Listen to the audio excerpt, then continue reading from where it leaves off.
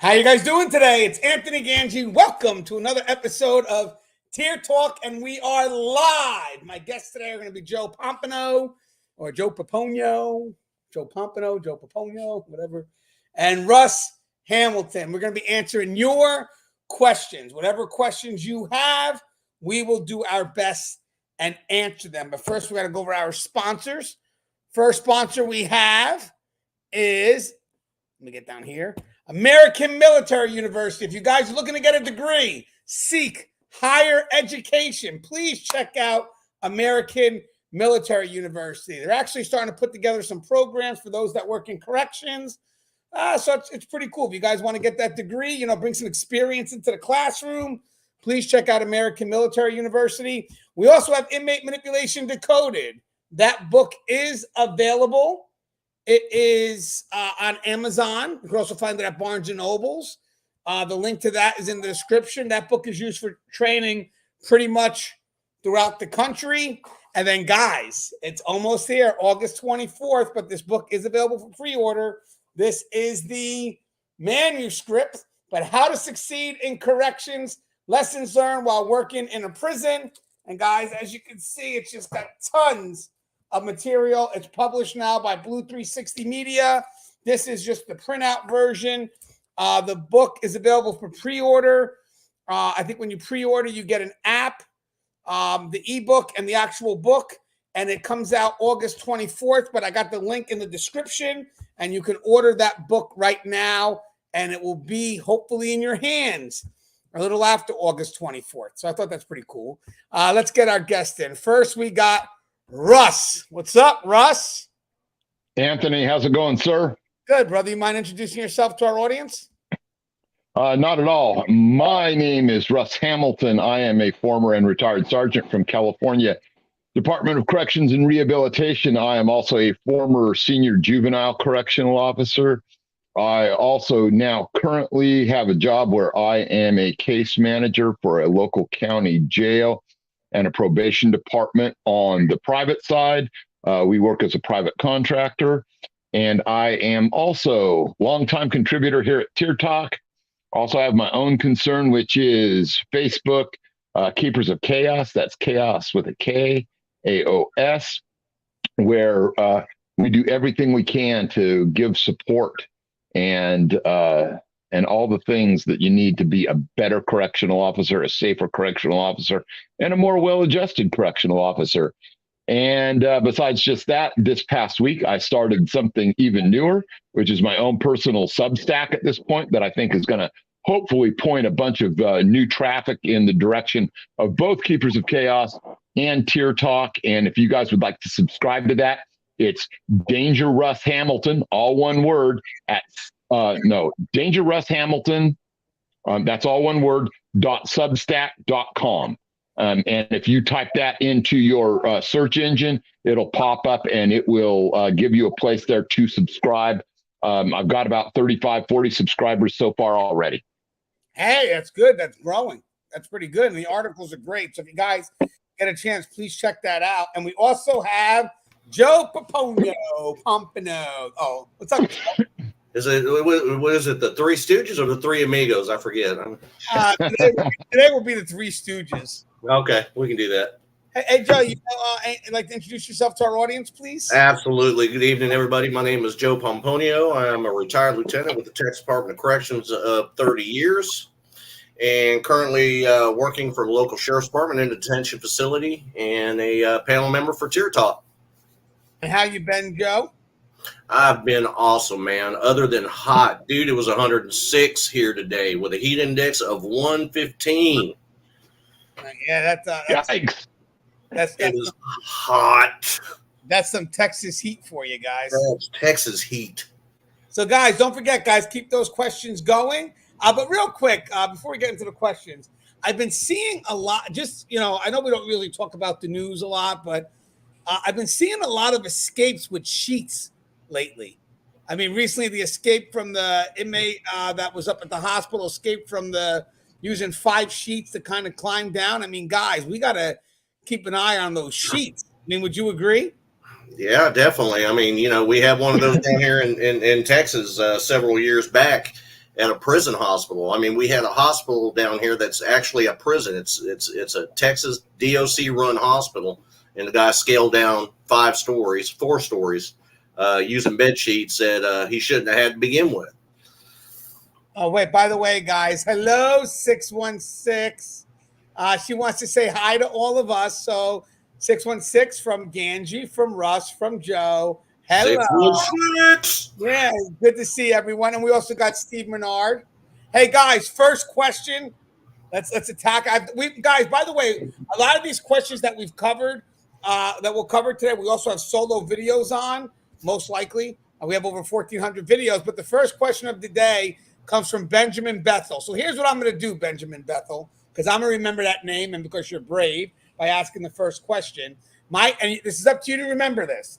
My name is GanjiAnthony@yahoo.com. So that's my email. And I'm going to give you a free book when I get it because I get a copy. So because you asked a question first, you're going to email me at GanjiAnthony@yahoo.com and give me your address and everything. And I will send you a free book as soon as I get one.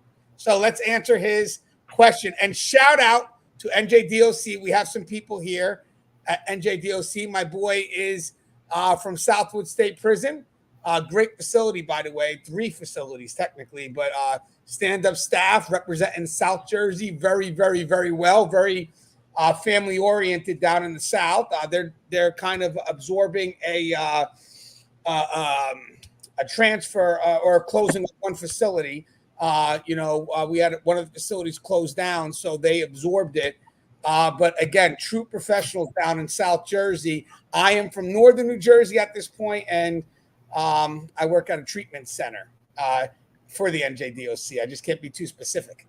Okay, let's get that first question. But shout out to my people at Southwood State Prison. Definitely movers, guys. They are movers. All right, so first question. And we'll have Russ go. We'll have Russ and Joe, and I'll answer last. Benjamin Bethel says, how to deal with corruption amongst staff members. Okay, so, Russ, what do you got? Okay, so this is one of those ones where, depending on the level of corruption, it can be kind of tricky. But I will say this, most corruption is very localized. It's specific individuals. And, you just have to decide what your North Star is, right? And by what your North Star that I mean is, what are your values? What is the duty that you hold dear? And the only thing that you should be looking at all is your oath. And what does your oath tell you to do? And that's how you should address it. Now, a little bit more on the tactical side, if that's really a problem and you're seeing things out there, you should be keeping book. You should be making notes about what's going on. And you should be forwarding that information to whoever your local investigator is. Sometimes in some state departments and stuff, that will mean that there's an inspector general for the Department of Corrections. Sometimes there's an internal department. Sometimes there's both. And what you should do is you should be educating yourself as to how it works in your department and making sure that you're passing whatever your observations along are to those higher ups. And don't let anyone tell you that that's snitching or you're a rat or anything like that. Corruption is corruption, and it has to be rooted out just as much as some dude down the street selling methamphetamine. So, we are held to a higher standard because we are supposed to ensure the rights and the constitutional rights and amendments of everyone. We don't get to pick in any of those cases. We're the ones that have to serve, and you've taken that oath to serve. So, serve to the best of your ability. Yeah. And I want to add something to that. So, where are we? I want to put his question on screen because I forgot to do that. Hey, Ben, listen, this is hard because most of the time, the feeling of corruption or that one of your partners is corrupted may only be a feeling. It may be just something in your experience telling you something doesn't feel right, and therefore you have to listen to your gut. So that's the first thing. Listen to your gut, because sometimes, obviously, if you're a professional and you're working with someone that could be corrupted, they're not really going to put themselves on Front Street in front of you. So most of the time, it's just a feeling, something inside you that says, yeah, this doesn't feel right. But having said that, there's not a lot of evidence to draw from. So it takes a lot of courage when you know something doesn't feel right to go ahead and, act on it to some extent safely, even if that means, I don't know, it depends on what you mean by corruption. But remember, there's also the act of being corrupted. So if you have like inmates that looking that they're able to play a game with a staff member, maybe you should go up to that staff member and let them know, hey, by the way, this is what I'm seeing. This is what's making me uncomfortable. So at least, I don't know if you can control it in the long term, but at least around you, they're going to be a little bit less foolish. I mean, that's the key. And if by chance there is something that you do see that is beyond reasonable doubt, then like Russ said, got to document, got to bring it up the chain of command, because that's no longer your brother or your sister. And that's when they start doing something wrong, that's when they start using the family to manipulate, not to help, but to manipulate. Be careful of that family term. Family terms means we have each other's back, correct?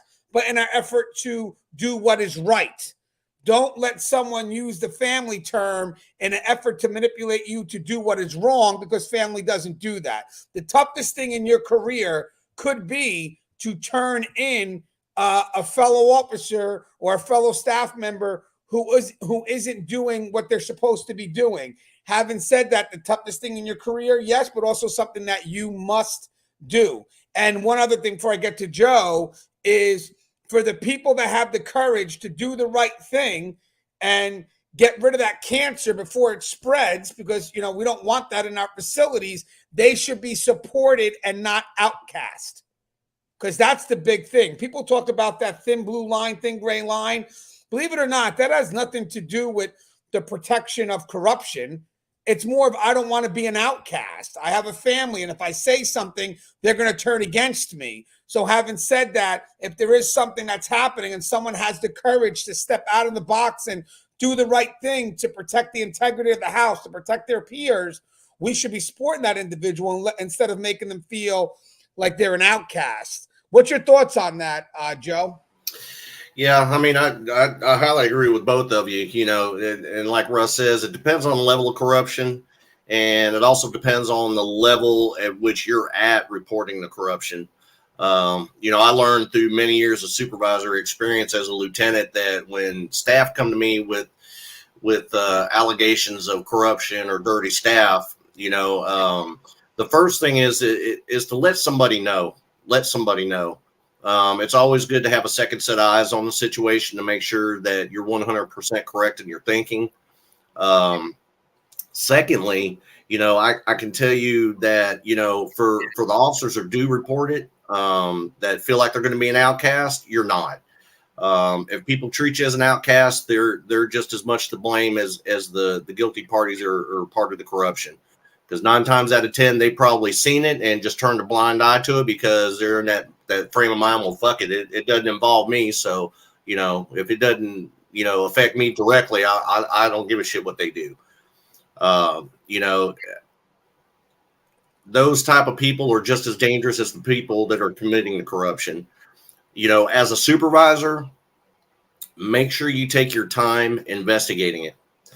Do a thorough, because I can tell you from experience that when you pull the trigger on an investigation of corruption, depending on the magnitude of it, sometimes they tend to have unintended consequences, and people get wrapped up in it that you weren't even on your radar to begin with.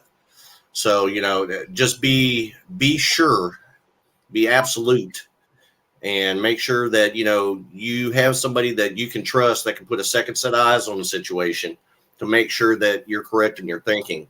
But, there's 3 types of people that work for the agency. You got those who see it and report it.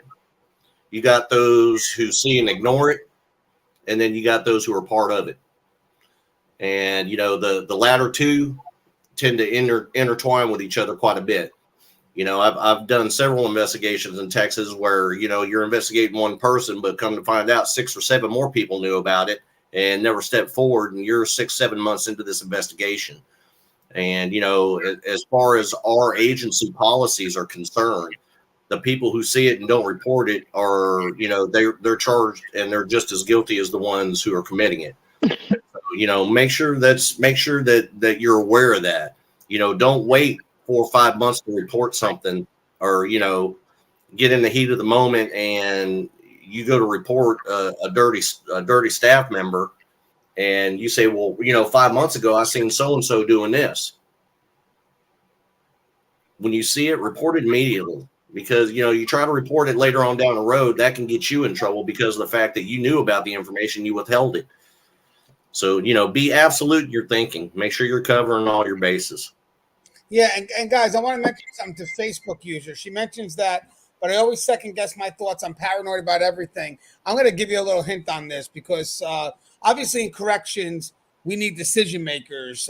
And most of the time in corrections, we're making decisions based on very limited information because it's fluid. Corrections is a very fluid world. It is moving in all directions at all times. And we need people that can make decisions within that chaos. And how do they do that? They do that through the trust in their experiences, the trust in their experience as they move along in this profession. You start to become very comfortable. I mean, to be honest with you, since I have 20 years in, policy to me has kind of become common sense because I've done it every day through routine. So what I learned to do is allow my experience, what I've learned, to speak and then trust in myself. I think that's the key that also Joe and Russ are trying to say. You're doing this job every day. You're learning things intentionally, and you're also learning things passively.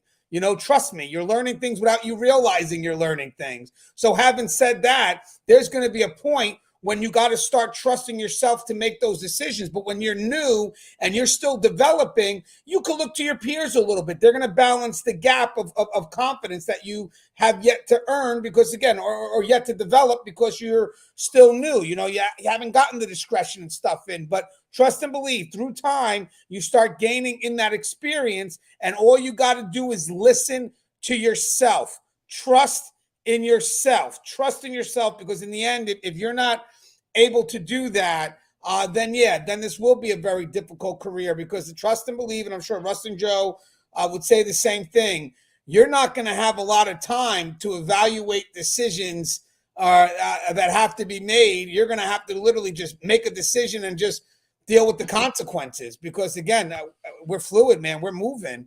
Hey, I'll go with Joe first, then Russ. I got another question from our boy. First off, congratulations to JD. All right, so guys, we can give a congratulations to JD. Hello, everyone. Thank you all for your time and expertise. I start my career at Merrimack County Department of Corrections on Monday, so it's pretty awesome. What's the best advice for me on day one? Now, before Joe goes, hey, JD, I want you to look up Day One Tier Talk.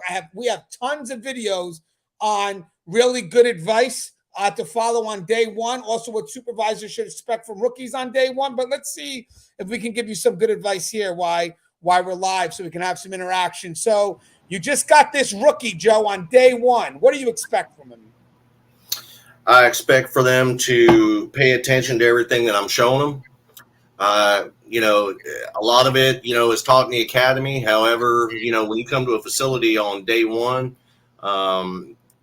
your most important role is observer. You should be placed with an FTO or a supervisor who's acting as an FTO or field training officer. Stick to them like glue.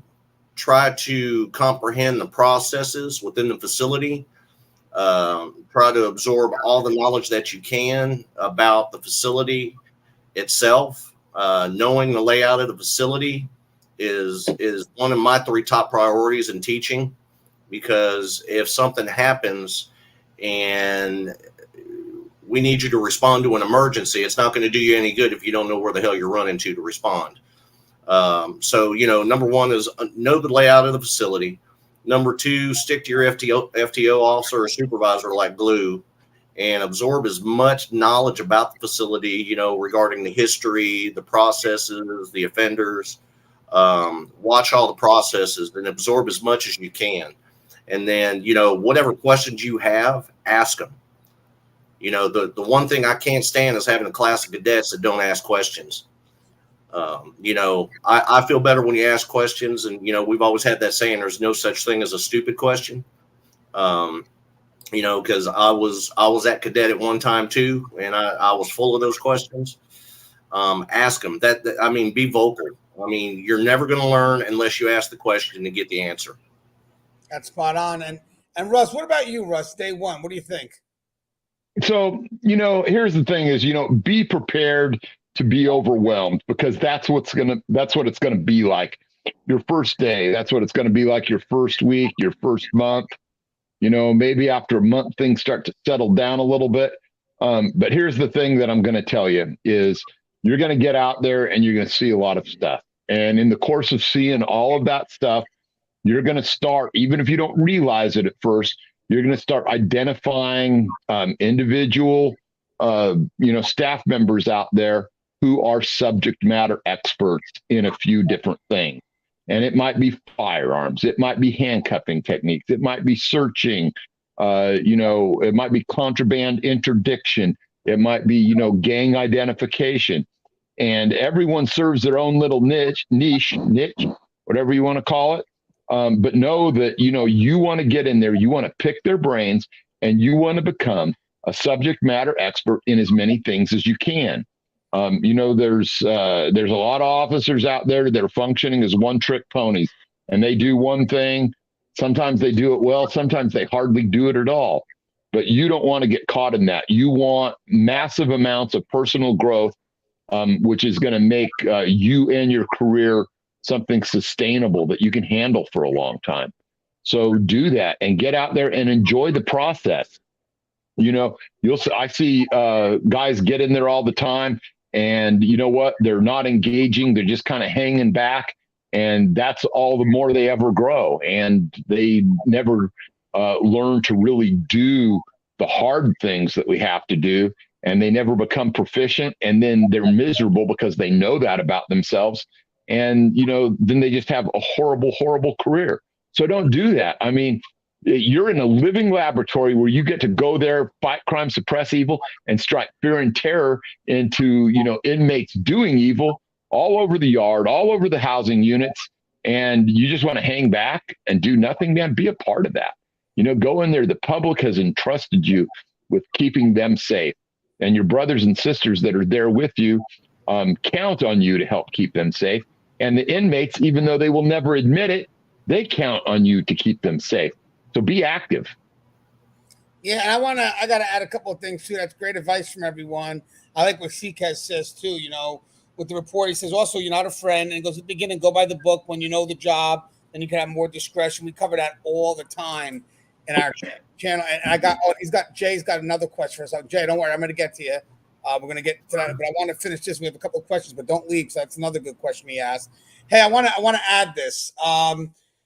Ask why a lot. You know, we talk about this on our show a lot. We have a lot of videos based on the importance of why.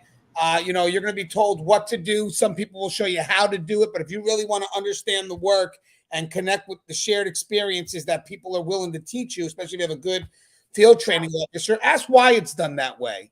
Because why is usually an evolution, if you will. You know, we policies and procedures are built on the changing of the whys. You know, we have to do it this way now because blah blah blah. For me, why is such an important question that people tend to overlook.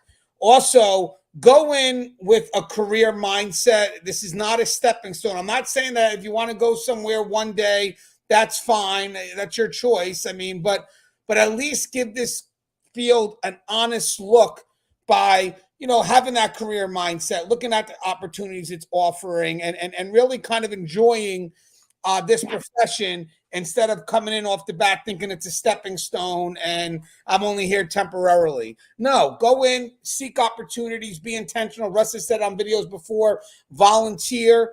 You know, volunteer.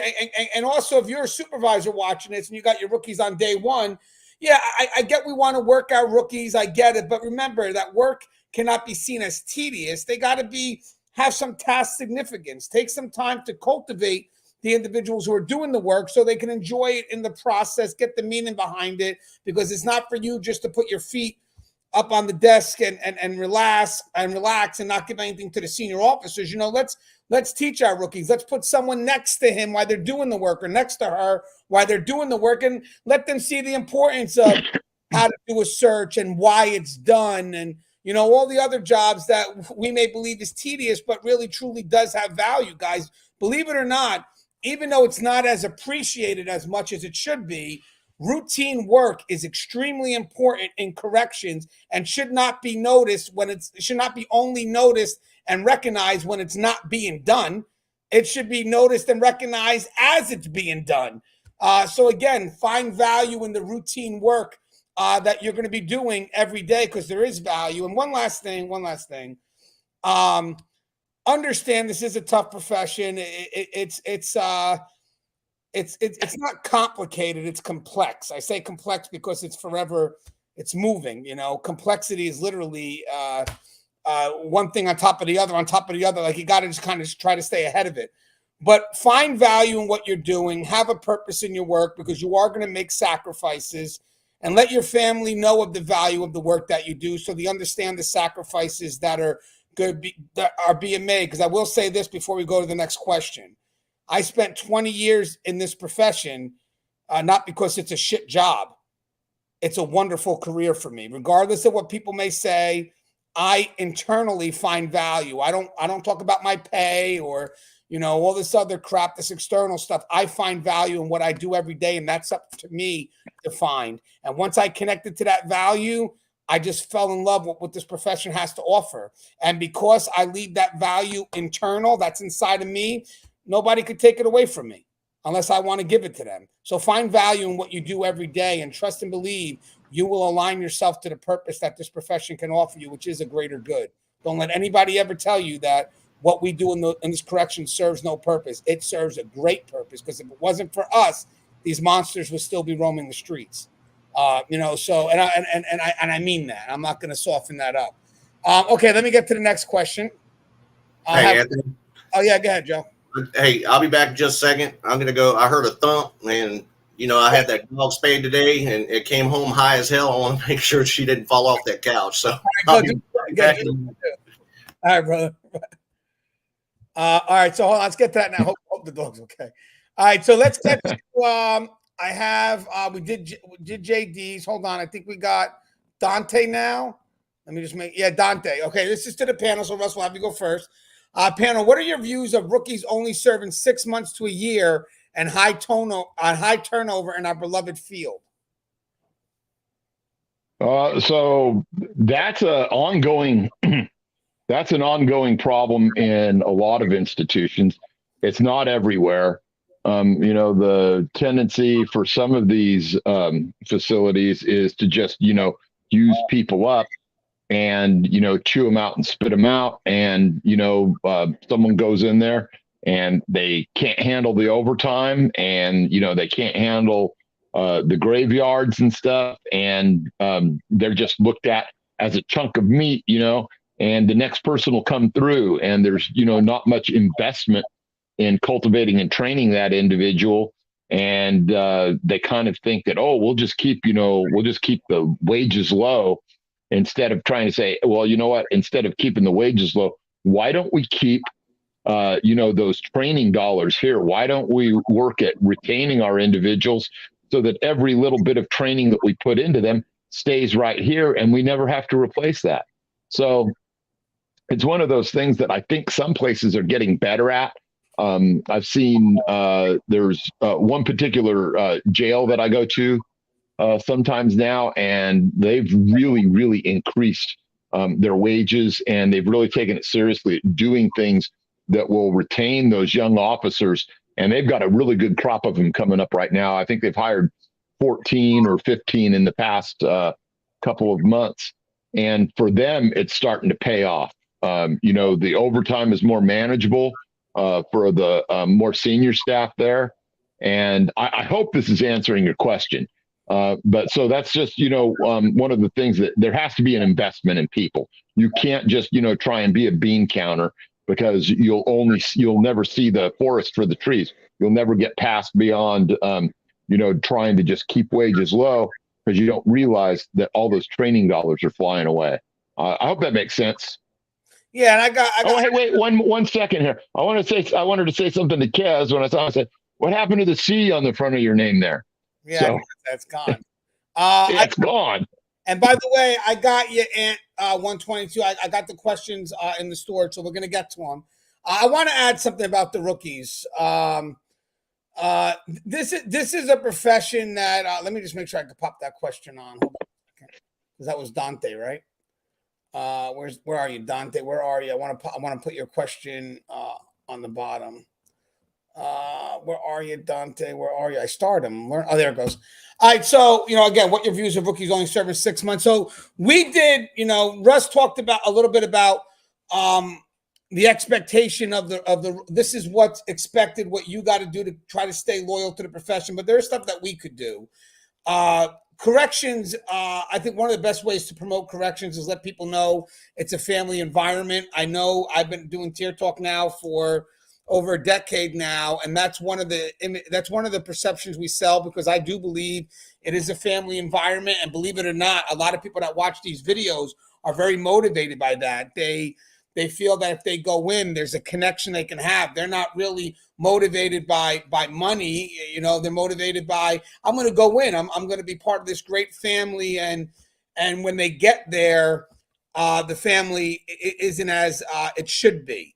I mean, sometimes, I know I had a good profession. It wasn't always easy. Sometimes there are moments where you could be an outcast, sadly. But we really have to produce a family environment. And I'm going to push that responsibility. Yes, it's a culture thing, of course, set it from top, but I'm going to push some of that down too, because most of the people that work the front line are going to be affected more by the people left and right of them than they'll ever be by management. Let's be honest. We're responsible for setting a culture up. Don't get me wrong. But at the end of the day, the people that have an influence or an impression on us the most are going to be the people that we work left and right with. Now, I know when you're new, a lot of people will say, well, that rookie, I don't know them yet, and they got to earn their trust. Yeah, but I've seen this in my time. I've seen a lot of senior officers or a lot of senior staff use that they got to earn my trust as a way to push the rookies away. And then the problem is the rookie who is a little lost and confused on day one has no one to go to.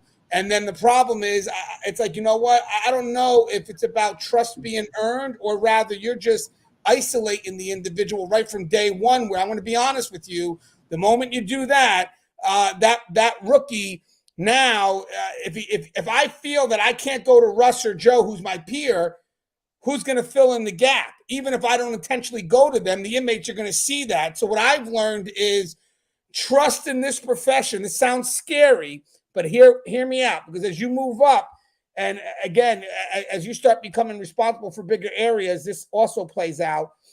This trust is earned. I think at some point when you got a rookie coming in and they're coming behind the wall, you got to give them some level of trust. You got to welcome them in, because they need to know that they belong. That's one of the things that they're looking for. Do I belong here? Do I feel connected to the people that will keep me in this profession? Because guys, that's another thing. People don't leave jobs, they leave people. So if I come in and I feel connected to Russ and Joe, there's a high chance that, I may decide to stay in this profession. But if I come in and no one embraces me and I feel like, I'm a loner, well, what's keeping me in the profession? So I think there is a softer side to that. Yes, there is the corrections man up. I get all that, but there's also a softer side in the business. We have that family mentality. So when the rookies come in, are we welcoming them? To me, that's key. Are we welcoming them? Are we cultivating them? Are we guiding them? Are we helping them see this as an intentional career, not just a passive job? Are we showing them the worth that we have? Here's one more thing. You can't sit there. I worked 20 years, let's say, and I could have gripe like you wouldn't believe. I could, but I also could choose to shift my perspective, change my own attitude, and find the positive. But having said that, let's say I have that negative mindset. And as soon as a rookie comes in, I start unloading on him all the negative bullshit. That rookie doesn't understand any of that. All that rookie is going to say is like, what the fuck? Why am I even bothering? If that's what I'm going to be like in 20 years, I'm out now. They're not invested enough to hear that.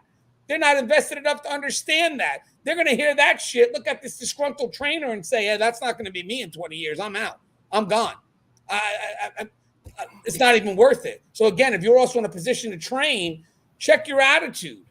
You know, you are the person that's going to put the impression on that rookie from day one. Are you putting a positive impression that's going to want to keep that person in this profession? Or right up the get-go, you're unloading them with problems that they're not going to understand at this time in their career, and then all of a sudden they're thinking like, yeah, this isn't worth it, all because of you.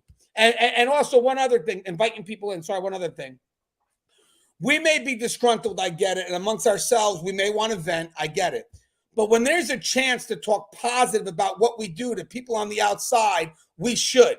We shouldn't join in the negative that's so quick, like, oh, yeah, working in corrections is shit, blah, blah, blah, blah, blah. You're saying that to someone who doesn't know nothing about the profession, doesn't understand maybe what you mean, or in context, maybe you don't mean it's shit, just it's tough times or whatever it is. And now this person starts, you know, well, Joe was negative, so that's got to be what the profession's about. And next thing you know, we're digging our own graves. You want to keep people in the profession? Yes, we got to fix our culture. I get it. Nothing's perfect. That's anywhere you go.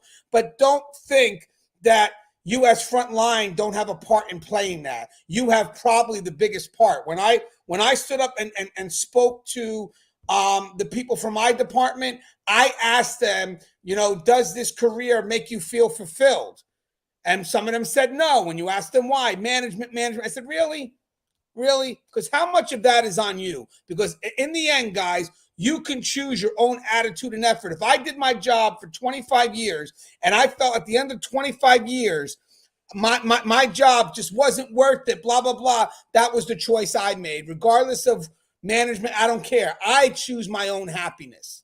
No one else. I will not put that in the hands for someone else to take away from. Yeah, I may have a bad day. I may have a bad boss, but I'll be damned if you're going to do whatever it is to me that makes me feel that what I do has no value. Because at that point, I'm giving you my choice. Not happening. That's my choice. I can choose my own attitude, efforts. If I want a fulfilling career in corrections, it's not up to anybody else but me. That is my job to figure that out. That is my intentionality. That is my growth. I will not be a coward and blame my unhappiness on other people. I know it's tough. I know this isn't easy to do, but at the end of the day, this is my life. I only have one chance at this to make an impact, and I'll be damned at the end of 25 years, I'm going to have one bad manager who's going to make me think, yeah, I couldn't make an impact because I worked with someone that was a piece of shit. Nope.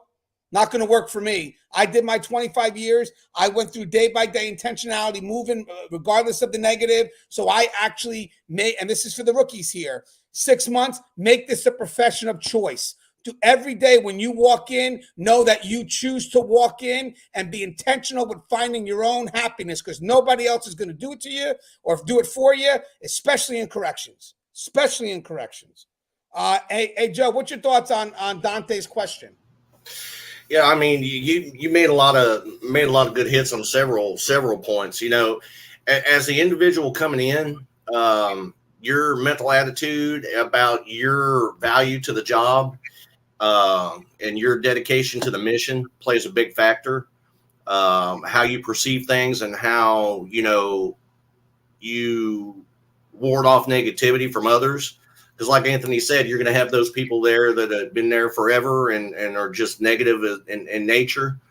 The big thing is don't listen to it. Never listen to anybody else's opinion. Always form your own. Go into it with a positive attitude. For the supervisors, I don't think a lot of them understand that when you get a class of cadets in, you got a short window, a narrow time frame to make them or break them. And if you start off with negativity, what do you think these new officers are going to project? You're showing them bad points right out of the gate. You know, your job is to promote the positive things in them, to promote the positive things that keep them focused to move forward. That's what your job responsibility is. So, you know, as an individual coming in, because we've all faced it. You know, when I came in, you had the handful of people that were eager to help you, and you had that handful that just looked at you like, nah, another damn new boot. You know, isolation is probably one of the biggest factors in employee turnover. Yeah. In a lot of these agencies, because of the fact that they don't feel valued that they're there. They don't feel appreciated that they're there. And, you know, people look at them as they're just a body in a spot. No, they're not. They're your coworker. They're your subordinate. They're your damn family. And, you know, you should treat them accordingly. Treat them like you need them, because without them, there's no you. You know, a supervisor is no good without his staff. So don't go in there and projecting, you know, that negative bullshit. Go in there with a positive attitude. Give them the positive momentum to keep them rolling forward. Train them, teach them, and give them the knowledge. Those three little basic things is all they need. And I guarantee you will have a ship that'll last you forever. Yeah, and I want to add something to this. So I agree, Kez. I mean, listen, so there's a lot of things that we cannot control. And guys, this is just, take this as you will, because I'm part of what they call an employee. I'm the chairperson of the Employee Morale Committee. It's called CME, the Committee of Employee Morale and Innovation. I do that for the state of New Jersey. I am the chairperson behind this, the committee that leads the Your Voice Counts initiative, which is a great initiative by my highest level, by my commissioner, who really believes that frontline and effort for them to be innovative, or the agency to grow, you need the voice of frontline, and you need to be able to, as a leader, have some level of vulnerability, because again, we're not perfect, and we shouldn't walk around like we are. And if you want people to grow, you also have to be forgiving when it comes to developmental mistakes. I mean, it's just a great initiative. And with that said, with the new boots, real quick, is you got to give them an environment where, and even for our front line and our senior staff, you got to give an environment in which they feel that they're a part of the success that's happening, and it's not, they don't feel like there's the success is happening in spite of them. You know, a lot of things about change, when we go to implement change, is that outside of building investment, you have to make sure that the change that's happening is in partnership and not against. Like, I'm not committing change because Joe fucked up. No, it's like, hey, because because of Joe's efforts, we figure we can go this way. You know, because again, a developmental mistake is still an effort to move forward, and we do it together. It's what I call evolution. It's the evolution of corrections. But to be honest with you guys, we cannot leave the stuff that makes me happy, or the stuff that makes us happy about our profession, as external. Because believe it or not, guys, yes, we all require good pay. I'm not saying that we do. We do deserve more money, but we're not in control of that. We're not. And if we seek the things that we do not control, we will be miserable, because we will rely on that for our happiness in this profession. And then because we have put value in this profession solely on the dollar, we minimize the importance of this profession. Yes, I want great pay. I do. But regardless of what I'm being paid, granted, I said we do need great pay, but I want you to hear me out on this.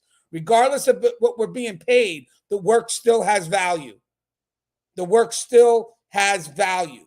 So sometimes we get trapped by wanting this one thing that we cannot control, when we can actually look for other things in the meantime, look for the small victories that build momentum, and eventually these things that are out of our control will come our way. You just got to remain optimistic, realistically optimistic, and hopeful. But sometimes the problem is we put our hope in things that we cannot control. We lose out on hope. And the last thing we want, guys, and this is true, and Russ, I know you would agree with this. I'll love you to hear your thoughts on this last thing right here.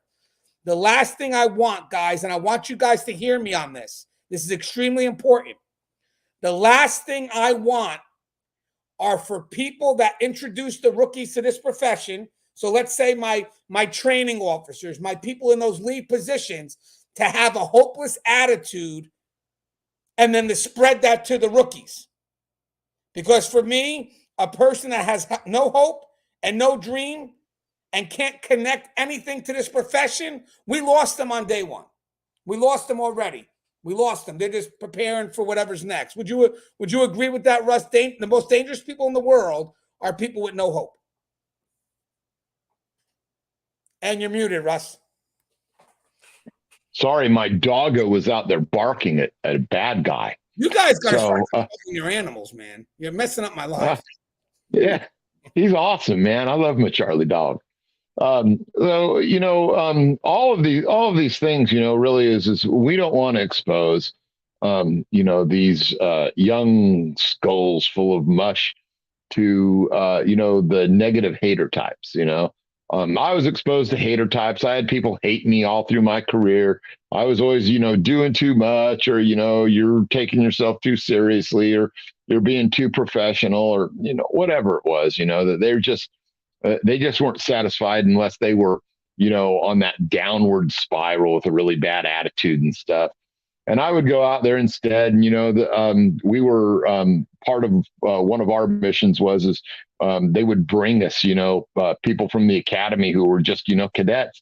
And I would take them out there and I'd say, all right, man, let's go out here and let's go find some dope, and they'd look at me like I was crazy because I said, well, we were taken around to all these other, different prisons and stuff. And all they wanted to do was search. And I said, well, searching is important, and what they meant by search obviously was, doing a mass search, right? And it was just a cheap way for our institution, which they would do it sometimes too, to just go out there and just do mass searches.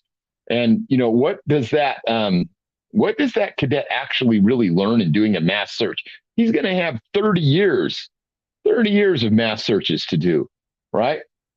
So instead, I would take him out there and I would teach him how to read a little bit of body language and, bingo, get a little bit of methamphetamine, go out there, maybe find a weapon, show them how to talk to some inmates and tell them about, what really makes this profession great is the challenges that arise every day and the chance that we have to meet those challenges. And we're going to go out here and we're going to have a good time. And, not every day is stellar. Not every day is something to write, home about, but every day is a chance to shine. Right. And some days you're going to shine more than others, but you don't have to take that negativity to heart. And, that is a real shame. You can destroy people just by being negative all the time. Some of those guys, they think it's cool and they revel in it, and they revel in making everybody miserable around them. And then they pass that on to the next young, cadet. And what do? They pass it on to the next person. And then it becomes, generation after generation or generation of a bunch of guys, frowns on their faces. And that's all that they want to do is talk about how crappy corrections is. Well, then get out of it. Leave it to someone who can, bring an aspect of, some, a good, positive, optimistic outlook. I think that's what I did. I'm not going to tell you that every single day was great. I can't tell you how many times I ended up in the emergency room because I got socked in the jaw or something. But, all in all, I love the people that I worked with. I'll say that, but there were some haters that they couldn't let it go. The thought that, hey, I was out there having a good time. I was having fun.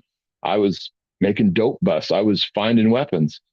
But that wasn't good enough for them. They wanted me to be miserable because they were miserable.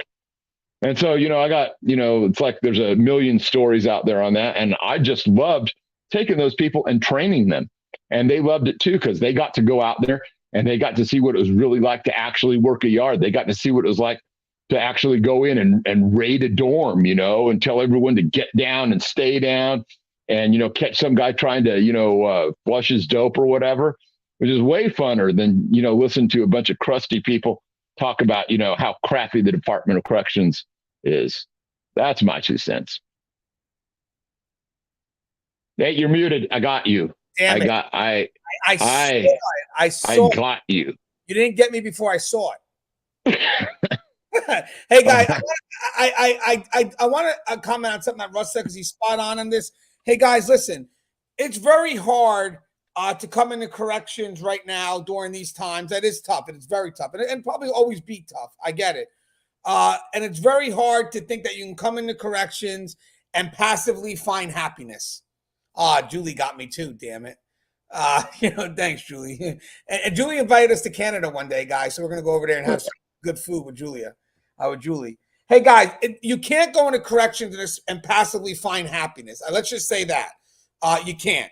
This is intentional. This is done every day. And the moment you stop doing it, you become miserable again. I mean, it's true. It's just you got to go in there knowing what you want, knowing where the greatest value is that you could bring into this profession, and then just do the job to the best of your abilities. Because at the end of the day, guys, I know it may sound crazy, and again, still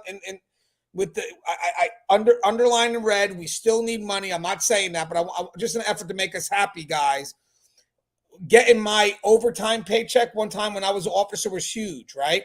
And I had a big smile on my face, right? A huge smile on my face, right? But doing a search and finding a weapon, knowing that I saved the lives of my staff, I think to me that brought me greater fulfillment because that was everlasting. My peers knew I was in it to win it. So having said that, guys, I get money. We need it, momentary, but we do need it. But man, when you really connect to the value of what this profession offers, like finding that weapon like Russ did every day or like Joe did every day, that's where your legacy is. That's what lasts forever. So just be mindful. Don't minimize the value and equate it to what you get paid. Because when you're finding that weapon, that's when you start to see the long-lasting value of what it is that you do in this profession and how important it is. Let's not eliminate the appreciation that goes behind that. Hey, Joe, any thoughts on that real quick before I get to the next question? Because I got a tactical question I want to give you guys. Yeah, I mean, as far as, disregard the haters. I had a supervisor when I first came in that was, unfortunately, the shift was about 3/4 full of haters. Do what you need to do to keep yourself in a good mental place, to keep your positive momentum. And, I had a good supervisor a long time ago when I first came in that used to say, shake off the haters. And then he would do this number. And it took me a while to understand what that meant. And when I finally asked him, he said, when it comes to the haters, it means F them in the neck. Do what's going to be the best for you. So, don't let the negativity breeds negativity. Stay away from it. Do your job. Do what's going to keep you in a good mental place and keep your momentum rolling forward.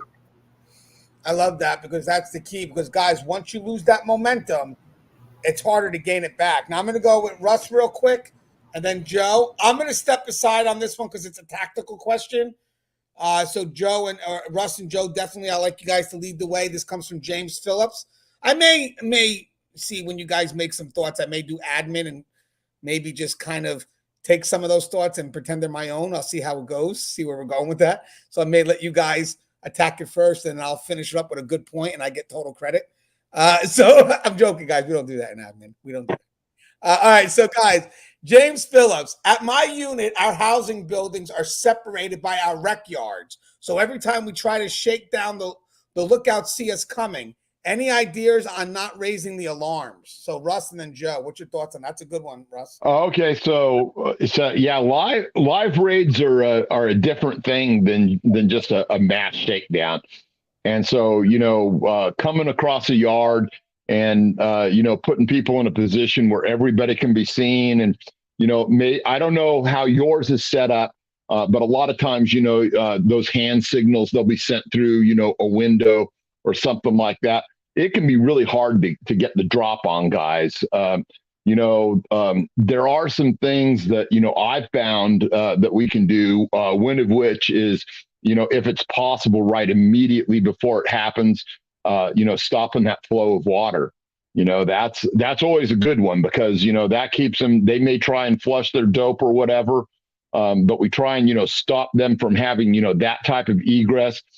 The other thing is, you know, if you can hold the entire yard down long enough for people to go across that area, at least this is, if I'm imagining it right in my own head, to get them up to that door, the inmates won't be able to see them then. And, you know, that might mean that you're not holding rec and that you're not doing any movements for a minute, and get enough people posted up on that side. The other thing I'll say is just completely think outside the box. You know, we used to have some units that, you know, they could see everybody coming, but we could drive around the back and, you know, out there in no man's land and traverse across a little bit of fence area. It was a little bit more of a hassle, but it was just a way that we could get to those back doors and get in there anytime we want. So, you know, rest assured, you're not always going to be able to catch them, especially with the dope, because it's so flushable. But if you can stop that water process, and if you can get help, you know, and by help, I mean resources. I don't know what your place has, but, you know, try and bring the canines in there. You know, try and when you actually start the raid process of it, you know, get some cameras on that thing and see where the action is that dies down last, because they'll try and, you know, hide that stuff anywhere. And more eyes are better. You know, some cameras to see exactly what was going on at that moment. Make them stop. You know, get them stopped as fast as you can. Watch out for distractions and diversions, because they'll start fights and everything, you know, right away to try and get you invested in stopping that. And you do have to stop it, absolutely. But what will happen is everybody's focus will go there, and meanwhile, they're hiding or throwing away the contraband or whatever. And just try your best to visualize what success looks like in that, and the best way that you could bring it about, and think it through. You know, this is critical thinking skills that we're talking about here on how to approach it. A little bit hard for me to tell you everything, you know, because I don't know what your setup exactly looks like. I can only go by a lot of the different things I was exposed to, and I've seen enough different things that I have an idea maybe what yours looks like. But I went from everything to, you know, 5-tier construction at San Quentin to 270 designs, you know, out at Sierra, to seeing what my little tiny pods at the county jail that I work at now look like. So, you know, just bring it, and, you know, get in there and do brainstorming with other people that are enthused about getting this done, and you'll find a way to leverage, you know, some success. Hey, you're muted again. Well, Yeah. yeah, I got you. Before we get to Joe, I just want to also say, if it's more targeted, it works too. You know, if you're going for bigger areas, then yeah, likely to get in C. But if you're targeting certain areas, you can maybe a little bit discreet. And granted, I remember one lieutenant telling me, who was big on searches. I'm not going to remember this full quote, but you got me thinking right now. I remember when I worked at the women's facility, he said when we were doing the searches, he goes, listen, they're always going to know you're coming. But the point is to eliminate, I'm paraphrasing here, but eliminate that gap of time. So when you're set and you're ready to go, go. Don't just go. Don't, you know, hesitate. Just get that momentum and move straight to it. And at least you catch them in a bit of the chaos. And if you have your cameras running, you could also do stuff after the fact. So if you didn't find what you got on that initial search, go to the cameras and see how people were moving, and then maybe you can get stuff during the review. But with that said, most of the time when you're running in to do this big search, whatever it is, you're going to be controlling chaos because they know you're there. You're going to hear the flushing and everything. I mean, shut the water, do what you got to do, but that's when you start taking advantage of your camera systems and all these other things where you can kind of see who's moving. Because I think it was Russ. I think I'm going to give Russ a credit on something real quick, because I think it was you, Russ, when I even if, let's say you do something first, you jump in, you do the search, and maybe you don't turn up what you like. When you look at the cameras, you could see who's the movers and the shakers, and then you get them next time, right? Would you agree with that, Russ? Ain't that part of the game?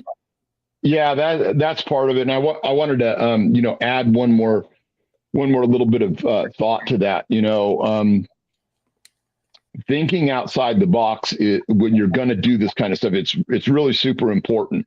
I don't know how much experience the guys you're around have with different things, but there were times I would hit like little dry spells, and try and find a way to shake that up.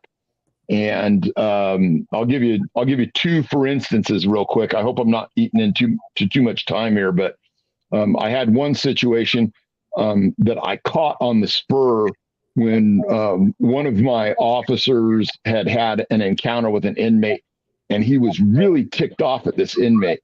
And it was in this little dorm setting.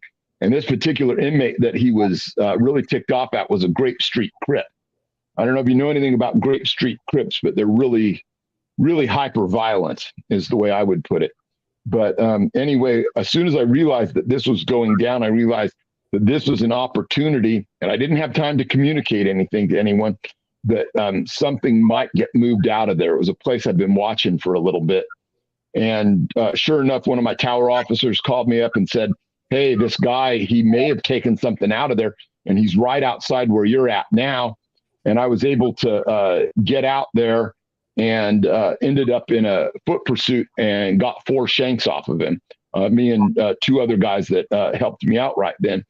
And so I knew that what was happening is they thought that officer was going to search that area kind of in sort of a semi, punitive kind of style, but I capitalized it into something else. And so that's one way to think outside the box. Get them to move that shit for you because you're not finding it for one reason or another. They have a really good hiding spot. It's too small. You don't have enough time. It's too big out there. And the other one that I'll mention real quick is I had a situation where I had what I believed at the time and turned out to be right. I had a Mexican mafia member living in this other dorm area that I was at. And so I knew that they would have, some serious firepower in there in the way of weapons. And so what I started doing is I started just kind of hanging out with those guys a little bit. And I would do this really thorough search, and I would do it really thoroughly to just 2 or 3 places where they could watch me and they could see my technique and they could see that, I thought that I was just coming up empty every time, but I did it the same way every time. And I did this for like probably a week, 2 weeks solid, and no one else was finding anything in there. And then that one time, I went right in there, and this spot that I'd spotted a long time ago that they felt real confident in their heart that I was going to pass over because I'm a stupid guy and I don't know what I'm doing. And there it was, man, massive shank. And it's just one of those things. You have to change things up. You have to identify opportunities, and subscribe to my Substack. And, I have a whole article in there about capitalizing on things like that. Sorry for taking too much time, but anyway, thought I'd bring those up. No, and hey, James, real quick. Sometimes it's the fact of just inconveniencing them. So not so much about the outcome of finding the phone, even though we want that. Let's not minimize the effort, because just as we said before, going into that room and making them shake things up, it makes it less convenient. It puts them on alert, makes them a little bit more hesitant. And then again, you got the cameras, so they know they're being looked at. They know something. So I think it does put some level of control, as long as we don't fall back and be complacent on it. As long as you have reasons to do those searches, be persistent with it. Don't ever get the harassment off. I know some people say, "Oh, they're harassing." No, they're not. We have reason to believe there's something here. Be persistent with it. Just be able to justify the reason why you're hitting those areas up more and more. But having said that, I think the key to this could be just more of the inconvenience that you're making them go through, and the persistence on your end to not give up. I think that helps too, regardless of the outcome. This may be all about that effort until you're able to get ahead of it, which is it's very hard to do, if ever. Joe, what's your thoughts on this tactical discussion a little bit here?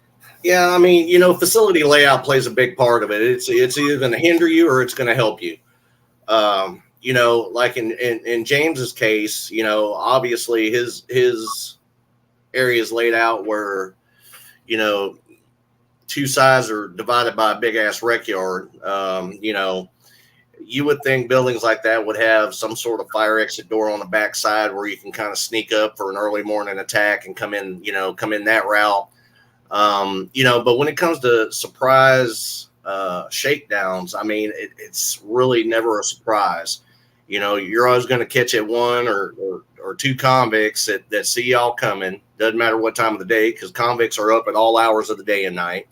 Somebody's going to see y'all coming and throw out the warning signs. And there's little telltale signs too. Some supervisors will go in there and cut the water off, and try to raid at 3 a.m. And unfortunately, you got that one convict that gets up to go to the bathroom and realizes he can't flush his commode, and it's on from there. The biggest thing is it's not so much the surprise attack as it is an interruption to their flow of contraband going through the facility.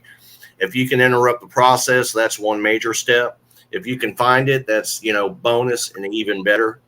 The main thing is to keep going with it. I mean, don't let it discourage you just because they see it coming. You may not catch them today, but you're going to catch them at some point. They're going to slip up. A crook is a crook is a crook. When it comes to penitentiaries, they're always the same. And you may not catch them today, but you're going to catch them at some point. You'll catch them off guard.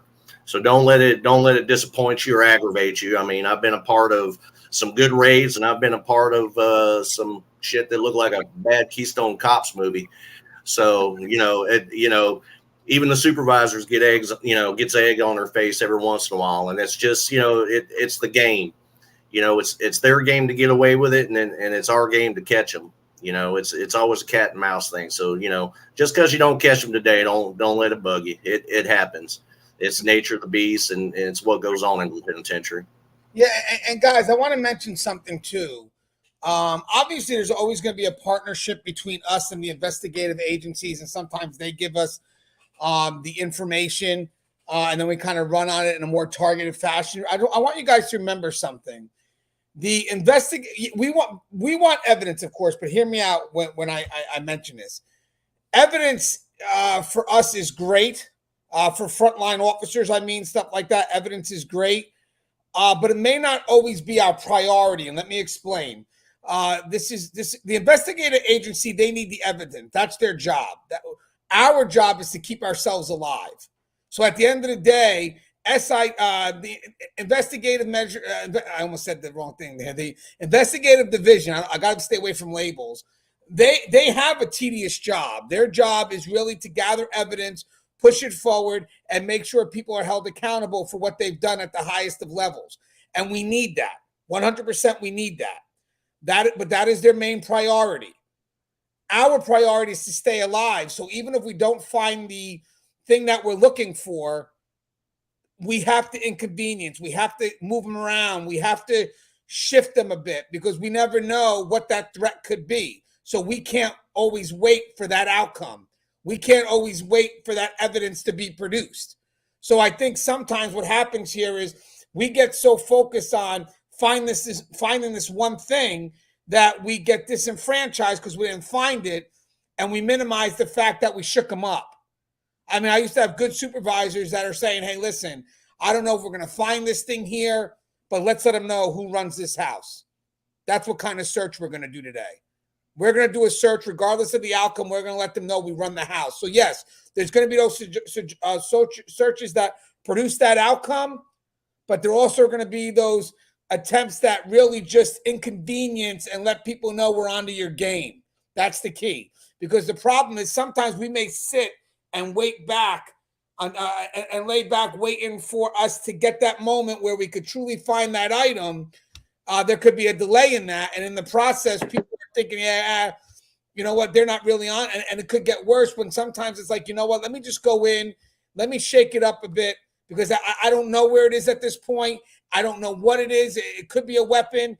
At this point, I got my officers I got to worry about. I got my staff going in that's got to worry about. We got to make some attempts regardless of the outcome. I just got to get in there, shake it up, and move some people around, whatever it is. But at the end of the day, I love what Russ and Joe said. I think it's more about the effort for us on the front line because that effort will save lives, even if you're just, like Russ said, getting it off the unit. somehow.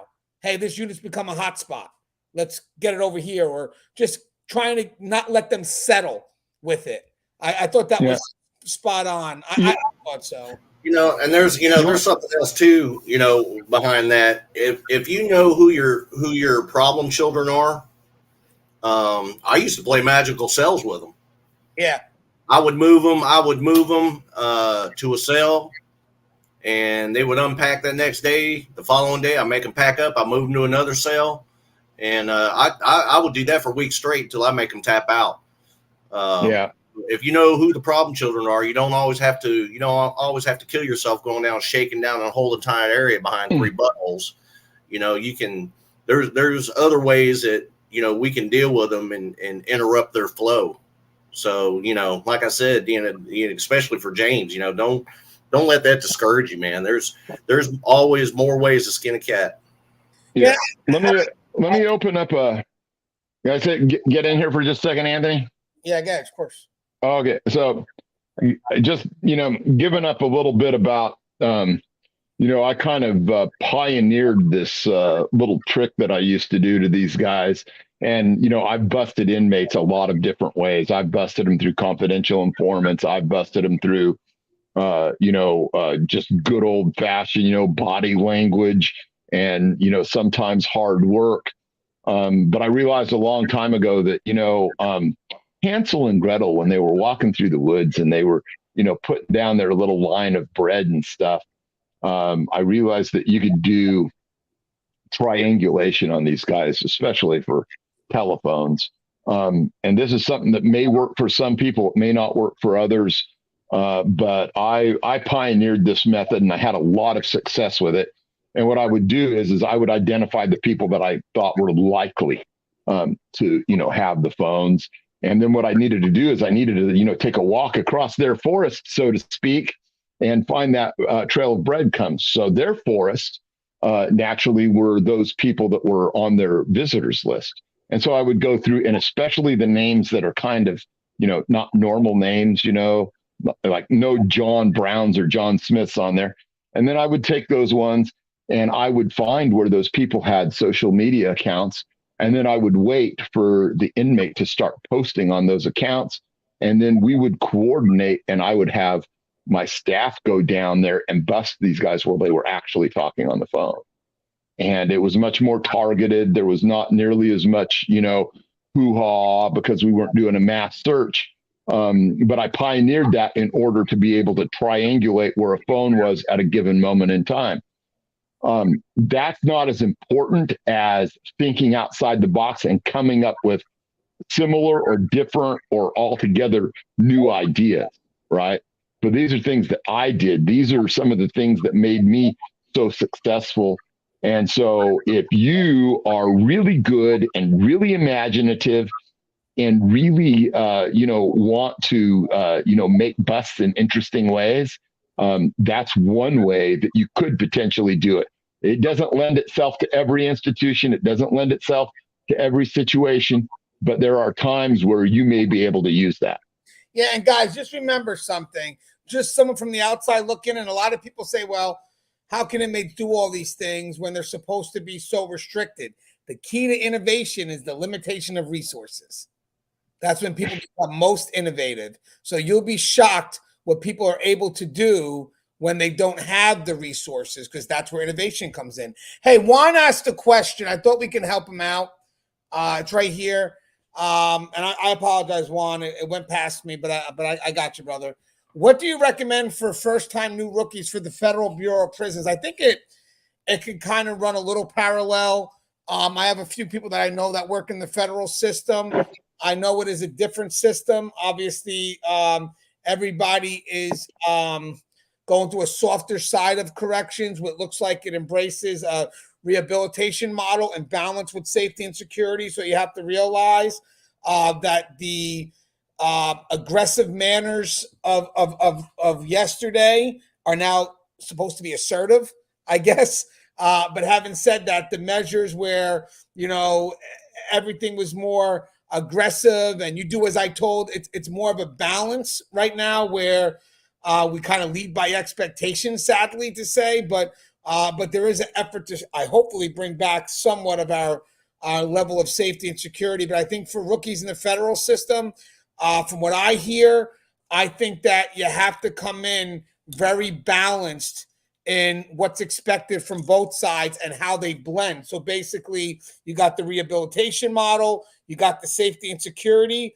Where does this blend, and how does this become most effective for what the agency is trying to achieve at the highest of levels, which is ultimately reintegration or whatever it is. But the key is, I think for the federal system, well, any system really right now, but in more particular for what you're talking about, blending safety and security with rehabilitation, but somehow keeping the core of what safety and security is. But that would be my perspective, kind of knowing what you're going into on what I would see as the softer side of corrections, kind of where we're headed right now. But what's your thoughts? I will go with Joe first and Russ. Yeah, I'm not all that familiar with the FBOP. I do understand it's quite different from your state and county level, but I mean the core principles should be the same. You know, safety, security, sanitation. Your core values should still be the same regardless of what level of corrections that you're in. You know, the main thing is keeping yourself safe and keeping the offender population safe. Like Anthony said, you know, a lot of agencies now are drifting towards the kinder side of corrections and putting more emphasis on spirituality and rehabilitation. Like TD's, Texas, they actually have a ministry college. They actually send offenders through this ministry and actually ordain them as ministers. And they will disperse them statewide to other facilities to help chaplains assist with, deaths in the family and things of that nature. But as far as, what to expect as a rookie, it really doesn't matter what level of corrections that you're at. You know, your principles should be the same. Your core values, your integrity should be intact. Safety and security is always going to be your number one priorities. Right. And Russ, what's your thoughts? I mean, you know some people that work with the FBOP. Yeah. So, it's BOP from the way I understand it. Obviously, I'm not on the inside. It's a mixed bag. There are some things that they do well. There's some things that they do very not well. They're very slow to react to security threats. They've only had OC pepper spray. I mean, the last few years, right? And it took an actual literal act of Congress to get them that after a correctional officer was beaten to death. And I knew guys that were friends of Officer Rivera. Atwater is not too far from my house down here, and so they're a mixed bag. But you know what? Negative things can be said about anyone. I'm the first one to rag on my own CDCR, and I think that it's a premier correctional department. But there are things that I would fix in a heartbeat if I could. So I think that the thing that you want to take with you, though, another thing that BOP does is they make everybody an officer, and they're trained that way. But nurses and everything else, they're not acting in the capacity as an officer all the time. So they have a bunch of perishable skills that they never get to use. And so they think that they can just, operate like that. And I think that's bullshit, by the way. But that's my own personal opinion on that. But just getting back to the way you should be. Number one, be yourself. Number two, go in there with the idea that you are going to learn as much as you can, and go in there with the idea that you can develop yourself into a fantastic corrections professional. Something that, any department would want to have, and then eventually, promote up the chain and take that experience that you've got and apply it and change and make that whole department, or even if it's just your own little corner of one little institution, better, then do that. That's all we can really do is, try and change our little corner of the world. And, maybe corrections will be that much better for it. Yeah, and guys, so check this out. I want to, and that was a great question, Juan. We appreciate that. JD asked a good question. Maybe I could start off on this. What do you veterans do to cope with the horrible things seen, and how do you shut it off when you leave the facility? So, again, I've worked in 5 prisons so far, probably maybe 6 soon. I don't know, but I worked with females, worked in 3 maximum security prisons, one being the highest level we have in our state. And then now I'm on the treatment side in partnership with, mental health professionals to work with sex offenders. And I know some people say, don't let this profession get to you. And what I mean by that is that why I agree with that, it's not a cold statement. I think what it really means is that everything about your own mental health and well-being has to be intentional effort from you to maintain your sanity, which means, one, you have to first admit that you're vulnerable. Believe it or not, being cynical or sarcastic, whatever it is, it doesn't work. There are things that you're gonna see that it's normal for you to have a human reaction to. The thing about this profession is the timing of that human reaction.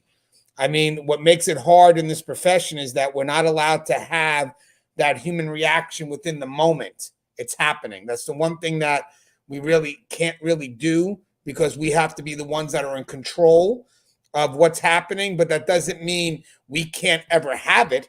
It just means in the moment, we're the ones that are trusted to maintain some level of control, medical as well, whatever. I mean, any type of first responder. It doesn't mean that we don't react to it. It means that, there's a time when we know we can. And all because the moment has passed doesn't mean that you should forget about it. Usually when the situation occurs and it has passed, give yourself a moment to kind of talk through it. Maybe talk to people that know you outside the uniform or outside the profession, because in the end, the people around you, let's say, my fellow officers, sure, they understand what it's like to go what I'm going through. I get it. But they're going to try to motivate me to pick up the ball and keep running. And I need that. Don't get me wrong. I need that. The objective is I got to get Ganji, back on point so we can roll this thing out together. But the people in your home life, your personal people, they're addressing you, making sure that you're able to face the next day just in general. I mean, they're not talking to you on a professional level. They're talking to you on a very intimate and personal level. So having that support system matters. Now, another thing I want to mention is, and we discussed this at times, is there is a separation, I get it, between work and home from work. And it really deals with the emotions of, I'm not going to carry, if I'm having a bad home life, I'm not going to bring that in work. And if it's a bad work experience, I still don't, I'm not 100% about the separation of that, because I need to be able to vent to people I can trust. So I may go home, talk to my loved one and say, hey, babe, this is what I went through today. But more importantly, with my wife, I may not be as specific. I may protect her from some details, but I will be extremely specific and vulnerable with how I feel. That's where me being specific matters. I don't have to explain that I saw this at this extreme level, but I need to tell her, like, let me give you an example. I may not go home if I had an inmate suicide, because inmate suicides affect us. It does. I don't care what anybody says. It's human life. It's going to affect you. I may not tell her the manner of how it was carried out or what I saw when the body was on the floor. I'm not going to spell those extremes. All I have to do is tell my wife, hey, I witnessed an inmate suicide today.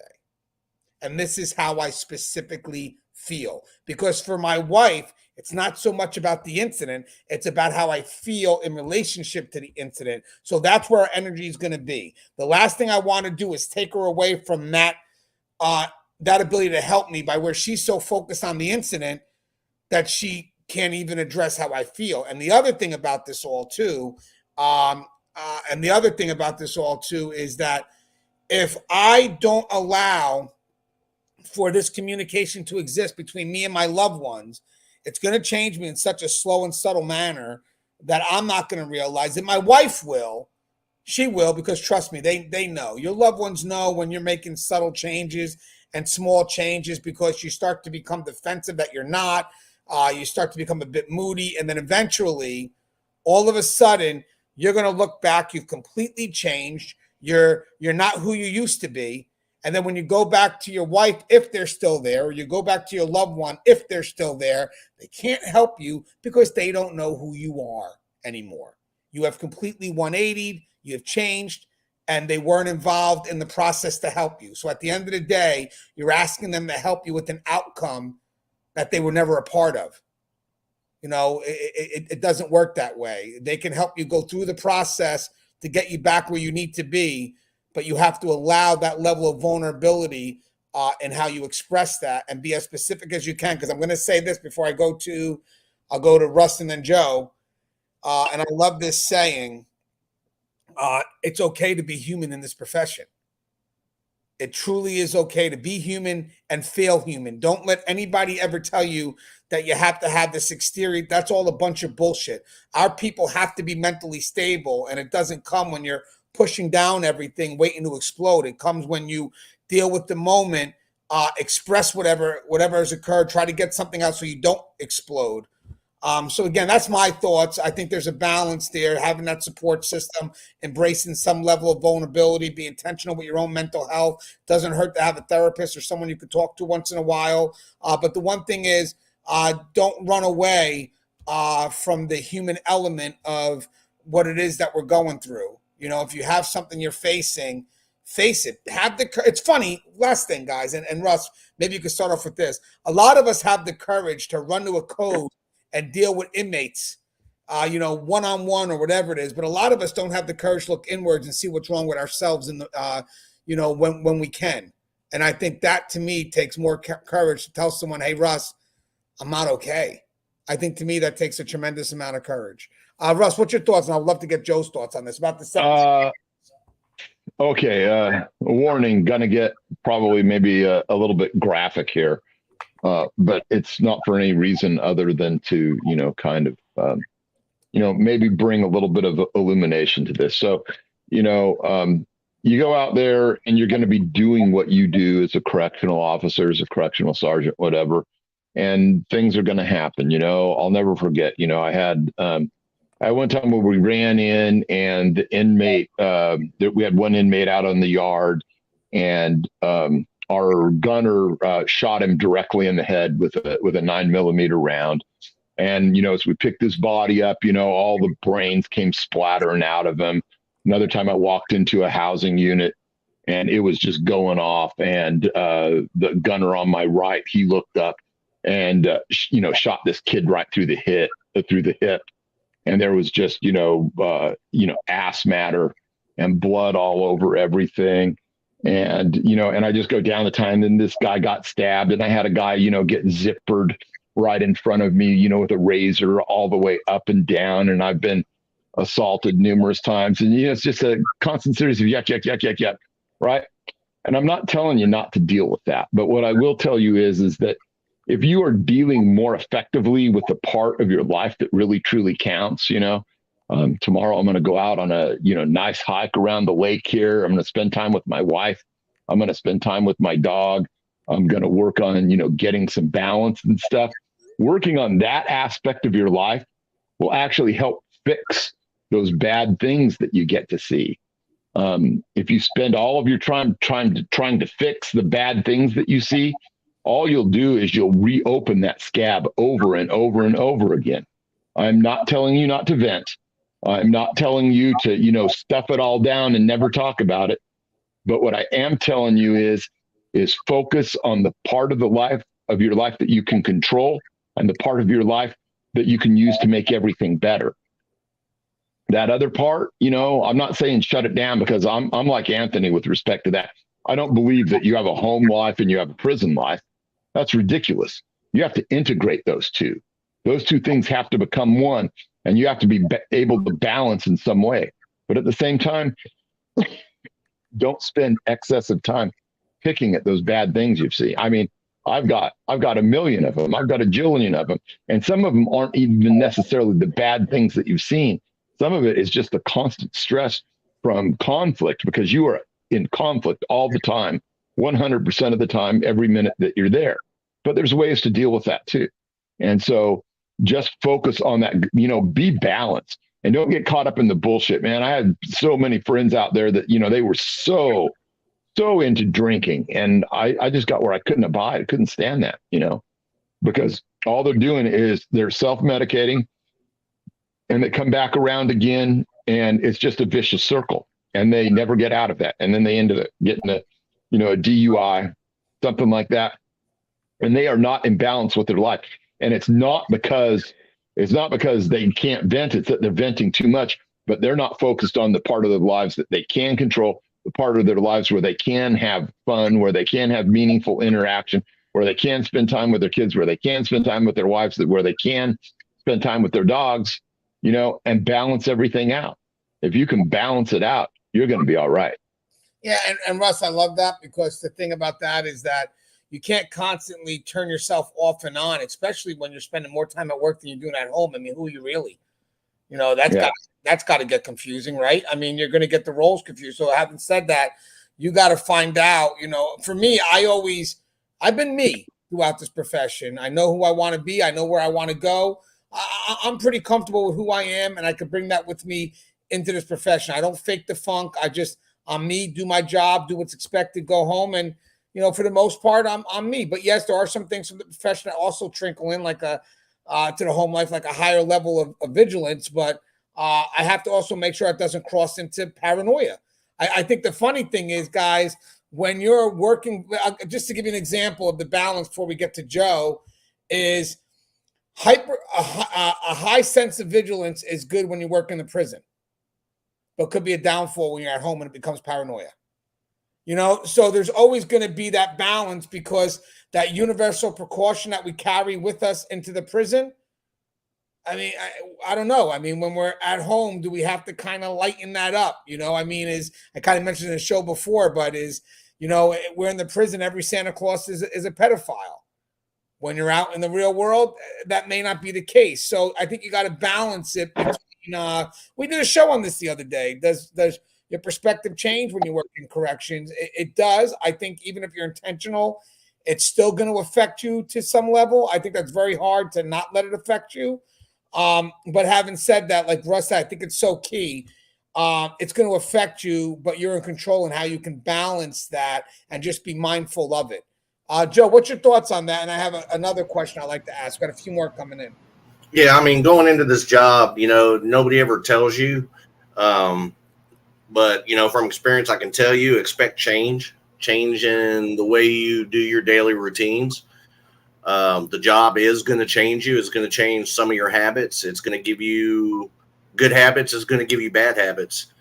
And it used to irritate my wife, because, we'd be walking through Walmart and I'm looking at people with tattoos, and I'm looking at the security threat group angle. I'm scoping everybody out. And, it used to really irritate my wife. She's like, "You're not at work." I said, "I know, but, I'm still got to be aware."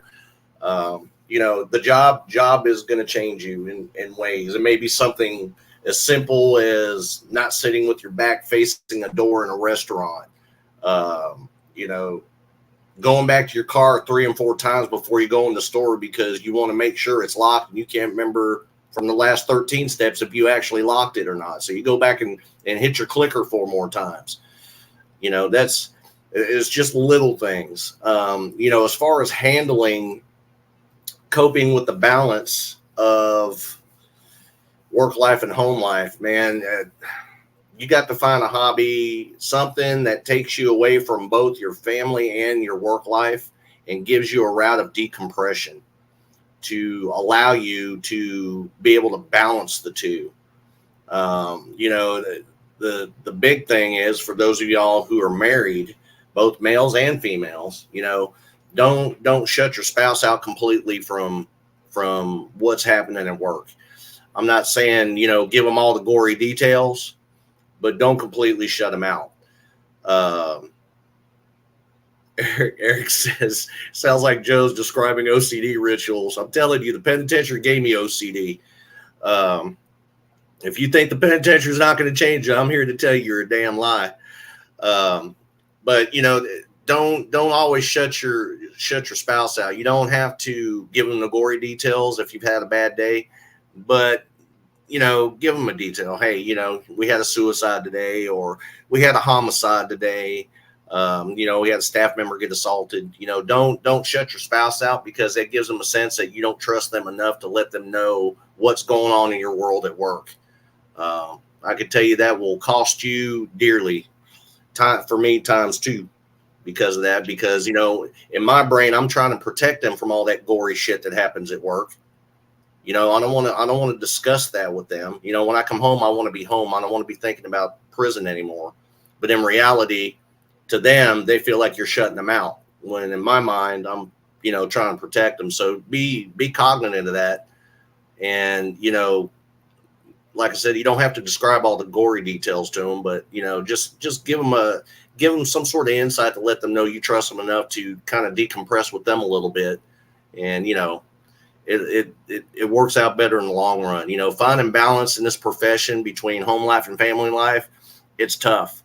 It's very tough. I mean, I think my last year, 2021, was the first year that I ever had off for Thanksgiving and Christmas in 26 and a half years.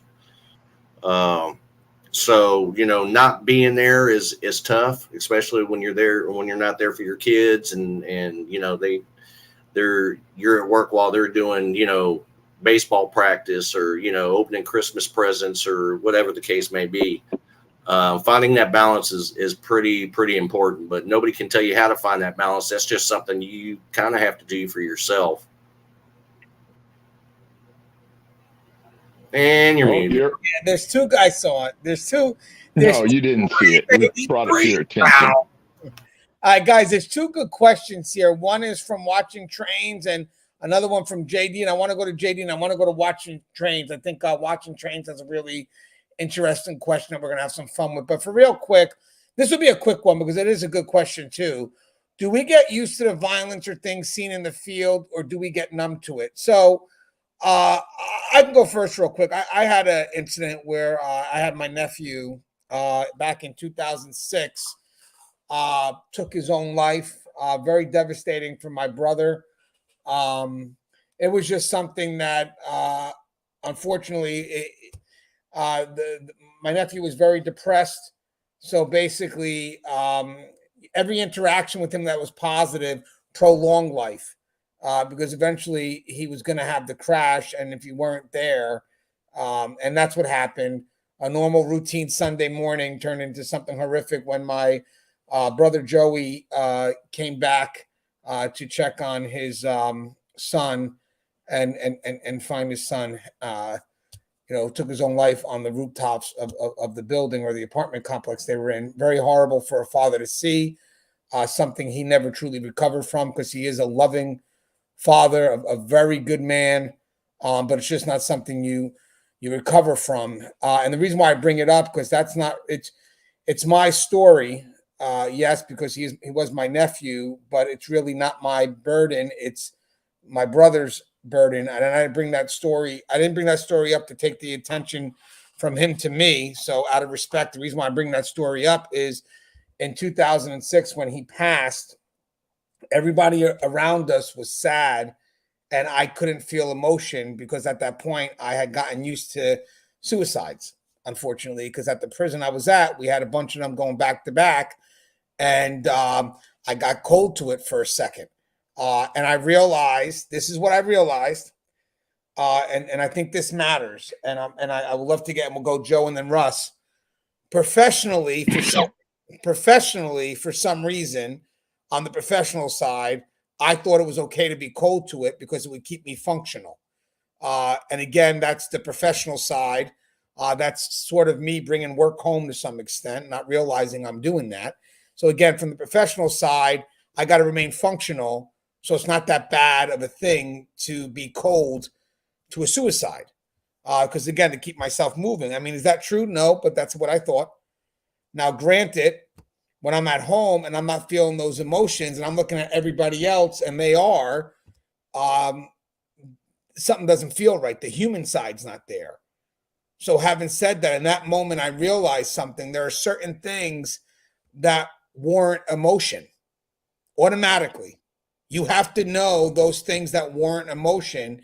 And if you are not going through those emotions, you should at least have enough courage to ask yourself, or maybe lean on somebody and kind of figure out why you're not feeling those emotions. The best question asked of me that time, because my wife at the time was my girlfriend, was, why are you not feeling anything? And it's like, well, I thought I was. I may not be expressing it, but I thought I was, but I wasn't. And that's because, again, for a moment, I did become numb to something that I thought professionally was correct, and it's really not. You're allowed to have human emotions in this profession. So could it get to you? Yes. I think what you have to be aware of is when you're around certain things that involve some level of human emotion, are you having problems expressing that, and why? That's the key. Are you having problems expressing that, and why? That's my story on that. Joe, what's your thoughts? Yeah, I mean, do we get desensitized to this? Absolutely, and I'm guilty of it myself. The first time I seen bloodshed was during a horrible first week of the penitentiary, working on the West Rec Yard. Watched another convict get gutted, and then I watched the convict who did the gutting throw his guts up into the concertina wire. You know, after 30 years, you get desensitized to stuff. Yes, you do. Is it right emotionally? No, probably not. But it happens. It's something, like Anthony says, you get not so much cold. I guess you could call it cold too, but no. And we do it professionally because that's what keeps us moving forward. Especially when you're supervisor, because when something like a suicide or a homicide happens, you can't think about yourself at that point because you have other employees underneath you who still need that push to keep them moving forward. During a traumatic incident or a high critical stress incident style, and we have done that for so long that, it makes you numb. It makes you, I don't want to say emotionally empty, but it keeps you in the mindset of keeping yourself and keeping the people underneath you moving forward. How it's dealt with, I don't know. I mean, talking to either your spouse, talking to a friend, having some sort of avenue to kind of vent some of that out, is probably one of the most healthiest ways of dealing with it. But don't keep it inside where it turns you into a wreck. Yeah, it's crazy how numb you become to it, and I didn't really realize it myself until after I was retired. Um, if you're a high stress tolerant individual, I guess it's one thing. I guess for me, because I can, coming out of the military and being deployed, going into the correctional field, I was already kind of desensitized to a degree. But dealing with it and being able to get it out either professionally or personally with somebody that is probably one of the best things you can do. Yeah, and guys, and Russ, I'd love to get your thoughts on this. Where is it? I'm looking for the comment. I missed it. I put the star thing and then I lose it. Actually, Russ, I got to find the thought. Right, I wanted to read something that someone wrote. Hey, Russ, what's your thoughts on this, Russ? So I don't know if numb is the right way to describe it. Russ, you're not muted. You're not muted. I'm not muted. I knew that. I knew you were wrong, but instantly said it. So back to the idea about numb or desensitized. I don't know for me if that's the right way to describe it. I just feel like I feel like, we get to a point where, because it's not necessary and not a good thing to ever panic, that we don't. Does that mean that we're inured to it, that we're numb to it, that we don't feel it? I don't think that's the case. I think it's just a coping mechanism because we have a lot of competing things that we have to do in a very finite amount of time in order to be able to deal with to deal with it. Standing there and looking dumbstruck, panicking in its place, not knowing what to do, not figuring out how to pop the clutch and get into gear and take action, is not a solution for anything. So instead, we choose to, ignore the fact that this is horrific, this is gory, this is terrible, and we elect to choose action instead. I don't know if that's necessarily what's actually going on. I just know that I've experienced it many times, both inside the penitentiary and outside. I had a situation with my wife. She got bucked from a horse and broke her collarbone. And for me, it was just like I was not inured to her pain, but I knew exactly what I had to do. I got her stabilized. I made sure she was okay. I had to run down the fence line because the horse was stuck on the fence. I had to lift the horse off of the fence. I had to run back. I had to, make sure that I was able to send someone to get 911 because we were out of the area. I made sure that, we had a good area for the helicopter to land. And, I was just functioning not on adrenaline, not on panic. I was just functioning on the fact of, A, B, C, D, E, F, G. There's a linear action that we have to take and deal with it. And that's the kind of person that you become, hopefully, when you've done enough of these things. And, that goes, from one exigent circumstance to another, because you're going to have essentially an unbroken chain of those. You're going to have a couple times a month where you're going to have something serious happen, maybe more than that, depending on, where you're working. Every day you're going to have some type of conflict. Every day you're going to have some kind of stress. And then, over a lifetime of an entire career, you're going to be able to point back to, X, Y, and Z. Hey, the time the guy got shot in the head. Hey, the time the guy got shot in the butt. Hey, the time that, we got rushed by 10 inmates in the chow hall. Hey, the time that the guy swung and hit me. Hey, the time the guy grabbed me and tried to pull me in through the food court. Hey, the time that, I got in that big fight with the guy and he wrenched my neck. And, and I just, it's a never ending. I mean, I could sit here and recount lots of things that I just now remembered after years and years and years. So does that mean I'm numb to that stuff? I don't know. I'm not exactly sure. I just know that I think that we become very high functioning under a lot of stress, and that the emotional weight that we give to it is very small. Yeah, and then I want to get this. This is the question of the day, I think, so far, because these are all good questions, but this one I think is going to be unique. And I think that I want to be fair and answer it. It's a great question. I think it does come from someone that's not in the profession. So we have some really good question guys that are coming, but this one may be a little bit unique. I'm kind of curious to see where it goes. All right, so let's see. Hey, JD, you're another one. Do me a favor. Send me an email at ganjianthony@yahoo.com. ganjianthony@yahoo.com. And I will send an autographed book for you. Just give me your address. So it's Ganji, Gangi, Anthony@yahoo.com. I get my book out, guys. The book is coming out soon.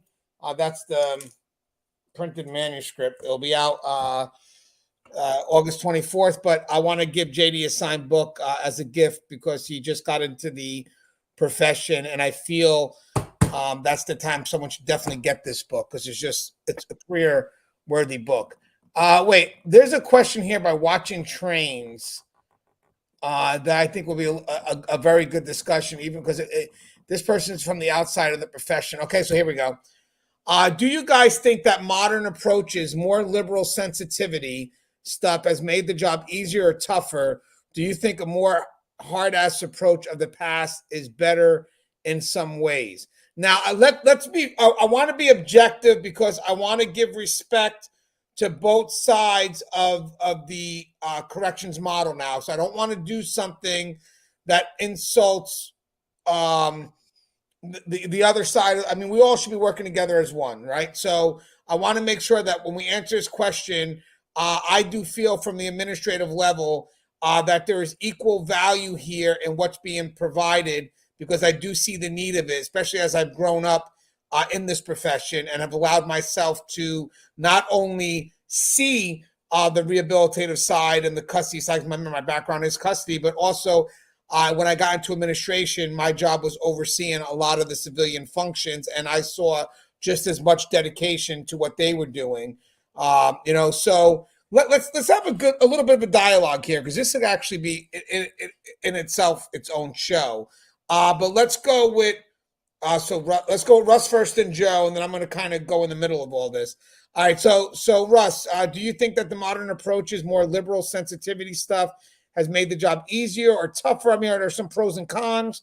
And do you think a more hard-ass approach of the past is better in some ways? I guess like more of a pro and con type discussion. Okay, well, let's start with this. I work in the rehabilitation and reentry phase right now, right? And I think that that's a good thing to have. The problem that I have found working within that, though, is there is a time and place for a softer touch, especially with regards to the things that you want to evoke, in that probationer, in that inmate, because the hard approach is an approach better suited for people that are doing the custody side of it. Okay. But where there's kind of some dissonance there is where the political angles come in, right? And those political angles, if I may say, are completely fucked up, right? They've taken away a lot of the tools that the probation department, for instance, has in order to be able to, arrest people, force them into programs and things like that, and does away with accountability altogether. And that's bad, because allegedly the softer side, the liberal side, is saying, oh, we care about these people. Well, do you really? Is it a kindness to actually go out there and undermine their chance at actually being rehabilitated? Tell me how that, jives or scores with anything. No, you know what? There has to be a level of accountability, right? And there has to be some teeth in the law. And yes, when you are working in a forum where, you are their counselor or whatever, can you give them a softer side and talk more about, different approaches that they could to solve a problem that they're having, like a relapse or something? Yes, you can certainly do that, right? But when they continually face a world where it doesn't matter how many times they relapse, they're never going to get arrested again, right? They're never going to, be forced to deal with the problem that they have. Is that kindness? That's a cruelty, right? And so it's not just about, liberal permissiveness or being, a hard ass, prison correctional officer. There is that third rail in there that screws everything up, which is politics. Politics ruins everything. And so if there is an approach to be had that's, going to be efficacious for inmates to be able to have a shot at being rehabilitated, for probationers and parolees to have the chance to be rehabilitated, the politicians are screwing all that up, because they are the ones that have decided that accountability is what we can safely sacrifice to still get votes and all of that. So it is a jacked up system. Parts of it work somewhat well. Obviously, some parts work better than others, but they turned it into really, truly a mixed bag. And so, my thoughts about this, if you really wanted to have a chance at saving some people, you have to put that accountability back in there. And there has to be some really severe consequences if you want someone to, turn around and not be slamming methamphetamine in a back alley, not be slamming fentanyl, not be overdosing. I had, last year I had, two of them just completely OD and check out. Maybe if they had been facing a little more severe sanctions on the things that they were doing, maybe they would still be alive for their families. So kindness, liberal, the soft side. Come on, man. That's a con game. That's a con game predicated on nothing but pure politics, which ruins everything. Yeah. Now I want to. By the way, you're rocking it right now, Russ. I just want to. I took a screenshot of the email. I'm going to make sure I get JD his books. I want to just. And I got your email, JD. So let me mention something too. So I'm in total agreement, Russ. Let me see if I can continue that before we go to Joe real quick. I want to mention something. Obviously, correction has evolved, so you got to balance rehabilitation and safety and security. It's a blended function. One thing with the rehabilitation side, they know that the key here is that they work for the agency, not for the inmate. You got to keep them in mind that even though they're providing assistance to the inmate, they're not doing that unfiltered. A lot of inmates may try to manipulate people on the helping side of things because, one, they may see someone efforts to help will supersede logic when that's not the case. And we have a lot of professionals that know their prescribed role because it's within that prescribed profession of choice, whether it's social services, mental health, whatever it is. The reminder for them would be that you don't work directly for the inmate, you work for the agency. A lot of inmates may utilize their want to help and say, you work for me, or you got to do this for me. And sometimes people want to help so bad that they forget that there's a middle component to that, which is your help has to be filtered within the policies and procedures of or the expectations of what the agency and also your peers, your custody staff, what they expect. So granted, if we're all in line and playing that role as if it's a perfect dance and blending our functions, then yes, I believe there could be a tremendous partnership behind the wall when it comes to the foundation of safety and security, and that will aid rehabilitation, knowing that the core value behind rehabilitation is what everybody's been saying here is safety and security, because without that, you're not going to have rehabilitation. But for the safety and security side, you got to realize that's a big part of also what you're doing is providing safety and security so we can also have rehabilitation efforts, integration efforts, whatever the case may be. So I think that when it comes to rehabilitation and transitioning, there are long-term benefits because no one stays in prison forever, technically. I mean, yeah, they do, you know what I mean? But most of our inmates don't, a good percentage do get out. And then there's the short term where I know that if inmates have something that they're shooting for, something to accomplish, or something that could be beneficial, we can utilize that as custody to keep them in line as long as we're actively involved in what it is that they're are a part of. Like I've seen officers work with social services and they have this connection, or, this person is doing so well in programming, and and what they'll do is they'll try to keep the person on the path. Never, obviously, if the person does something foolish, they get held accountable. But this could also be a good reason. Like if I had an issue with, if we had an inmate that was acting out and they were actively involved in programs, it could be a good tool for me to say, hey, you've been doing so well in these things. Your family's coming to visit you, blah, blah, blah. I mean, it gives us some tools, because the last thing we want, again, I mentioned before, is we don't want to oversee hopeless individuals, right? So you got to provide something. You have to provide something, because at the end of the day, if you are not providing anything and all the inmates come in and feel hopeless, then we will go back to a model where it's going to be locked down 24-hour days, 7 days a week, because there's nothing to motivate good behavior. There's no North Star that we all can lean on, not just the inmate internally, but also us externally. I can control that inmate's behavior sometimes by giving them something to meet, an expectation they have to meet. Remember this, guys, that matters too, is unless I have to, and guys, all this is in my book, but I lead through expectation. I only enforce the rules if it gets to that point. So what do I mean by that? My expectations are literally, they're related to the rules, but it's what I expect of the inmates I supervise, I oversee. Now, granted, when I tell somebody, hey, you're going to meet those expectations, usually they try and there's an effort that's inwards. But when I go strictly to enforce the rules, that's going to be me on the authority versus compliance.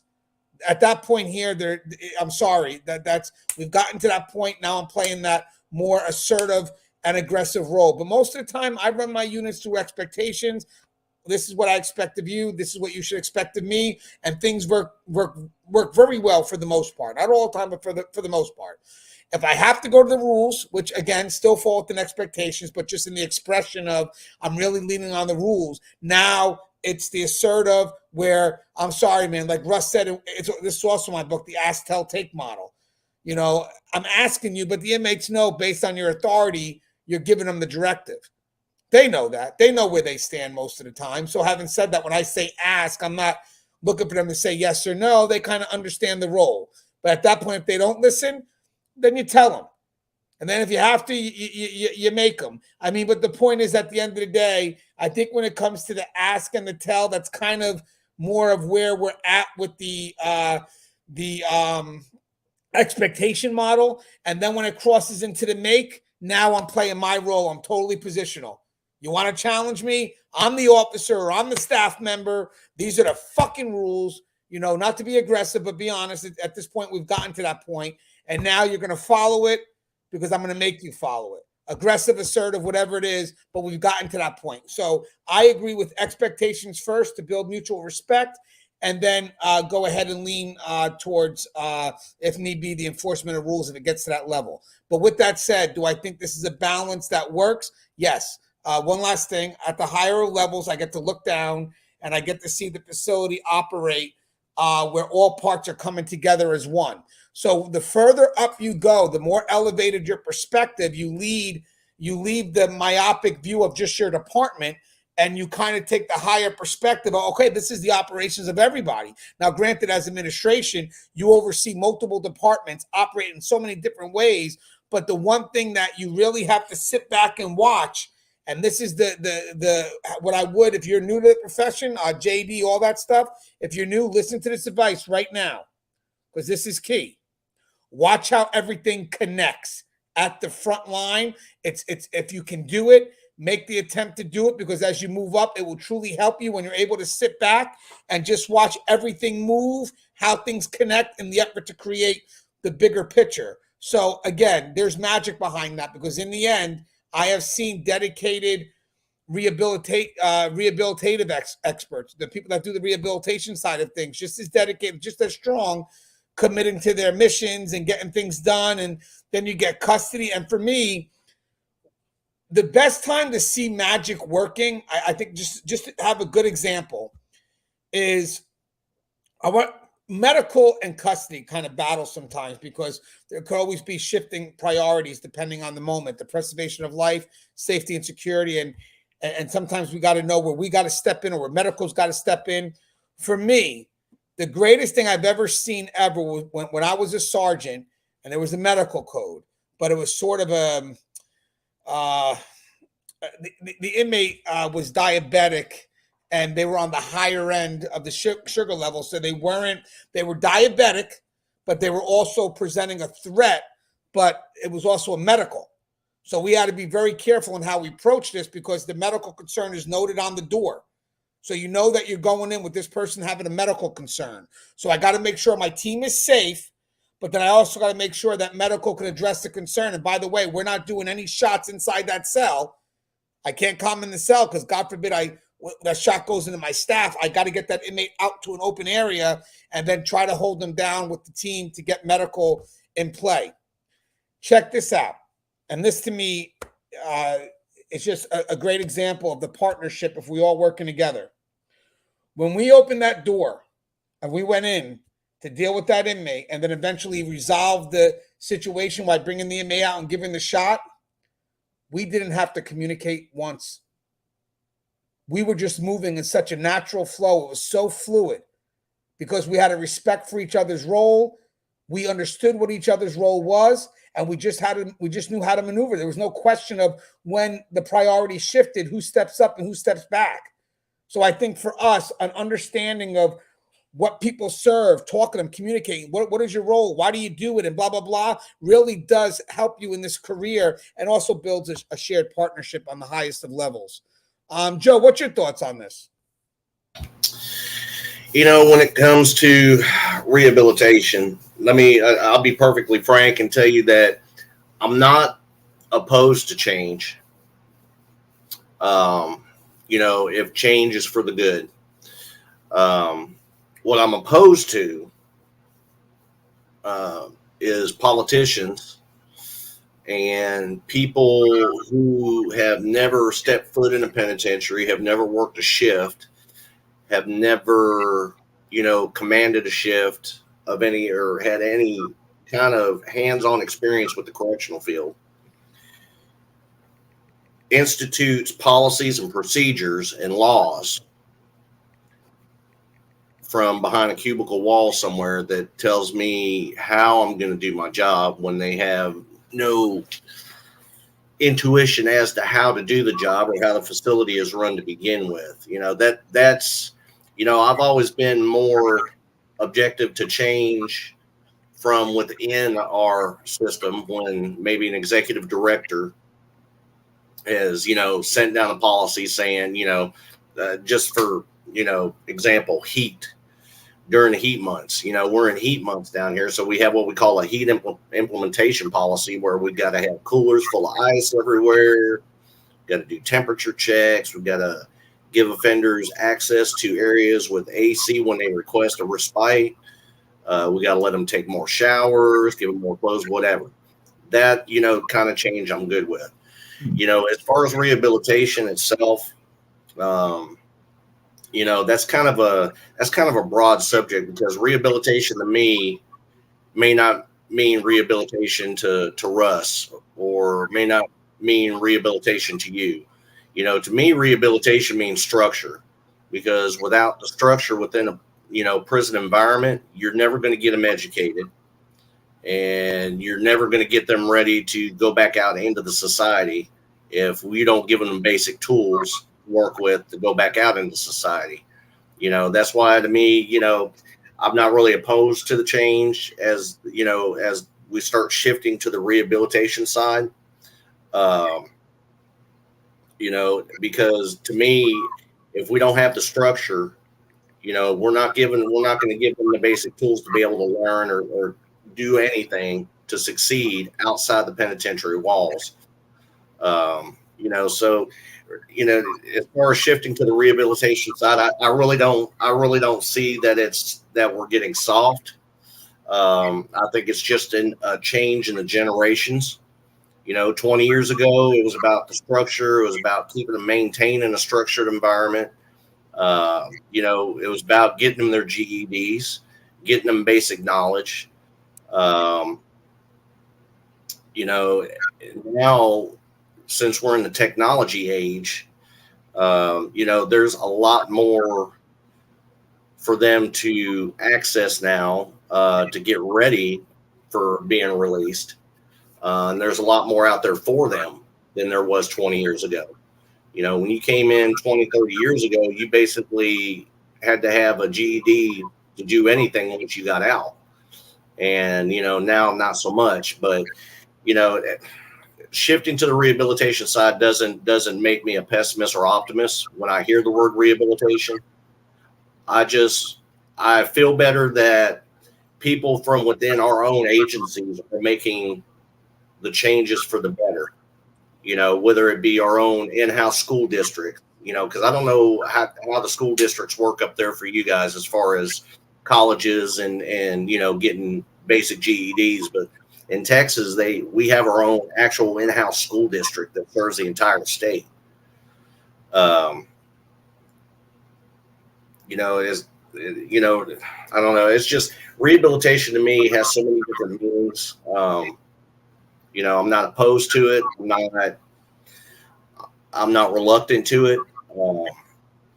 I just feel that everybody should be on board with it.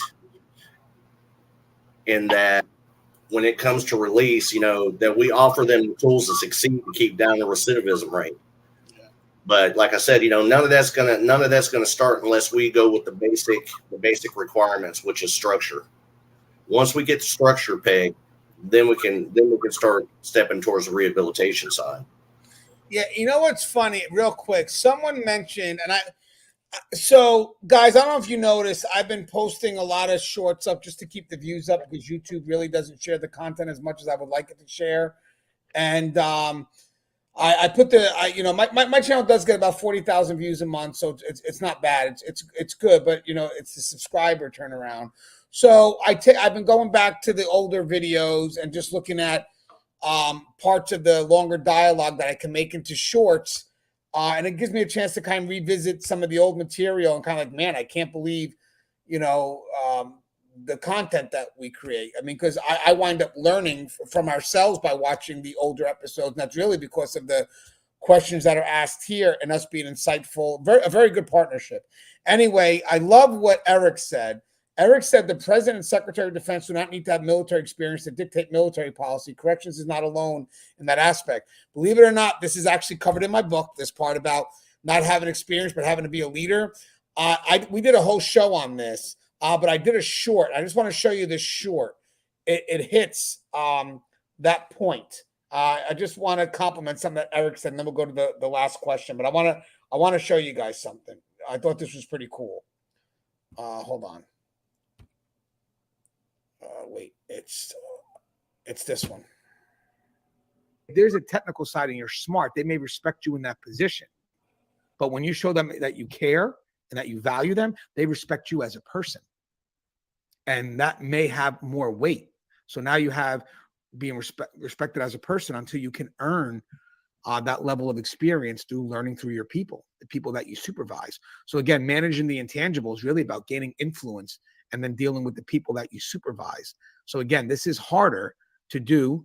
It's longer term, but should never be overlooked. And again, if you guys are doing interview processes, I get it. You got to go over the technical because people do have to have some level of experience, but don't eliminate any questions that should be asked when it comes to dealing with people, solving conflict, helping people grow, whatever it is, something that can be asked that gives you an understanding of how creative this person is when it comes to dealing with the people that they need to influence to have them do whatever job it is. There's a technical.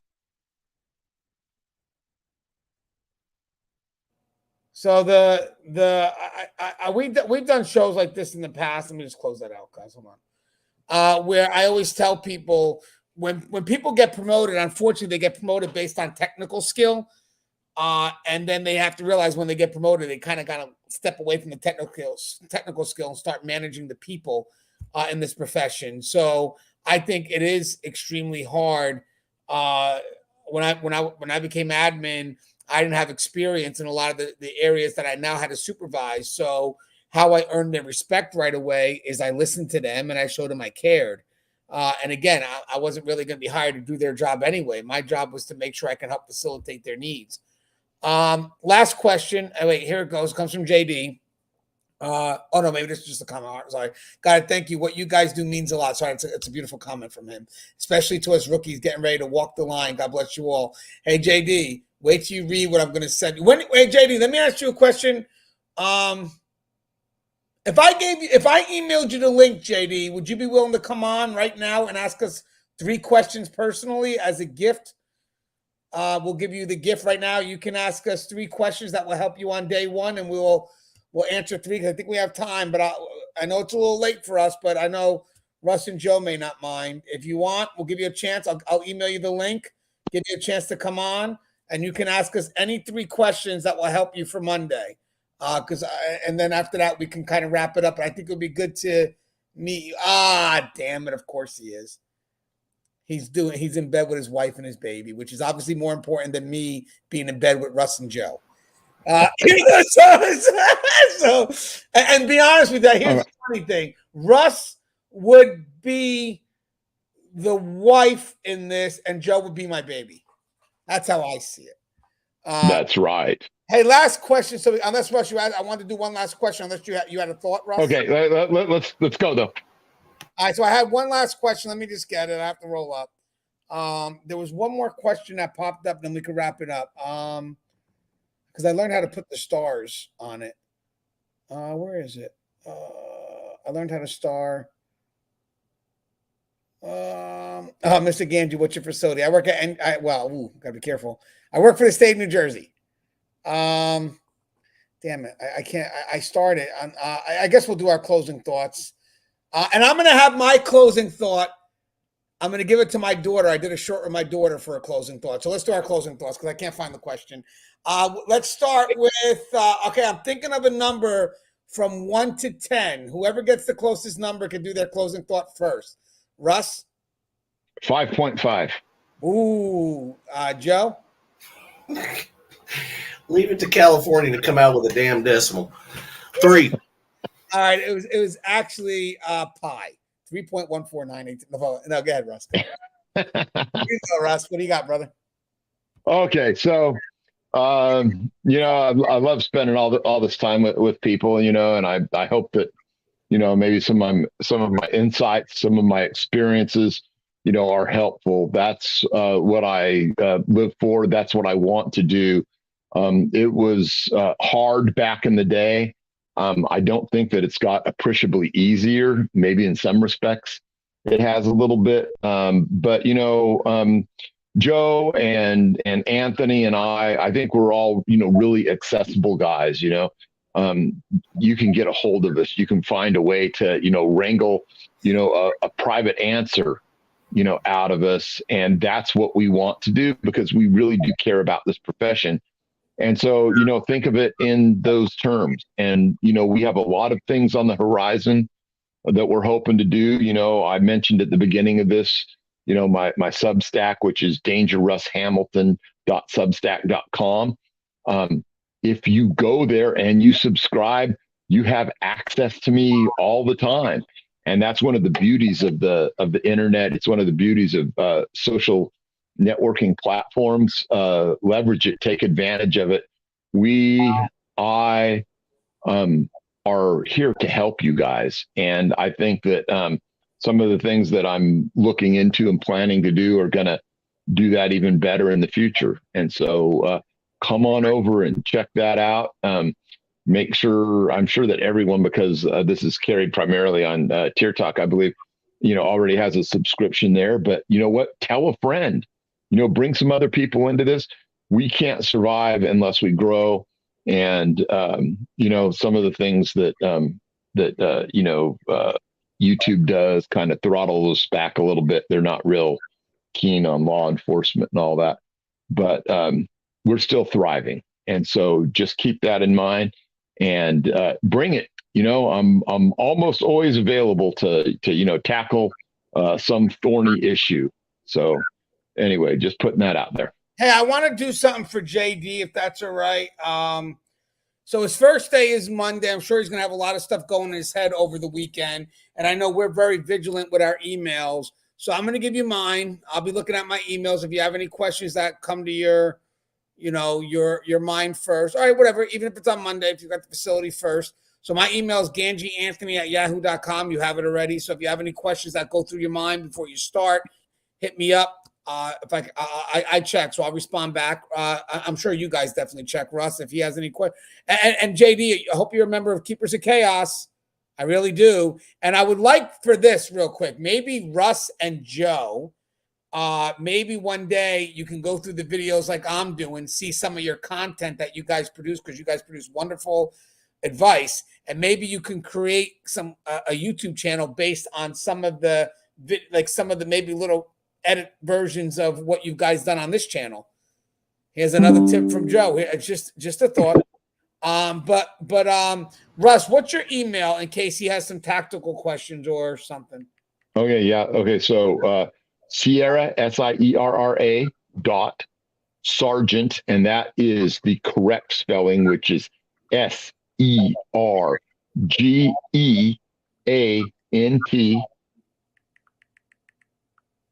@gmail.com. I thought you froze there. Okay. And yeah, he watches a lot of our videos. And then Joe, what's yours? What's yours, Joe?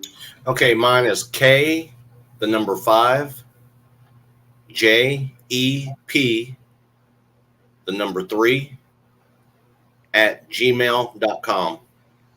So yeah, so whatever you need, Jay, I'm actually trying to, whatever you need, okay, hit us up. Oh yeah, he just did it. That's correct, right, Joe? I mean, right, Russ?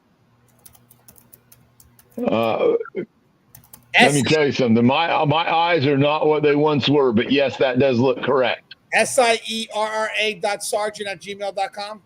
Yep. And then K5JEP3 at gmail.com. Yep. All right.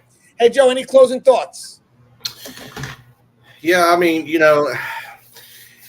for the rookies, like I said, going into the job day one, don't be overly excited or disappointed.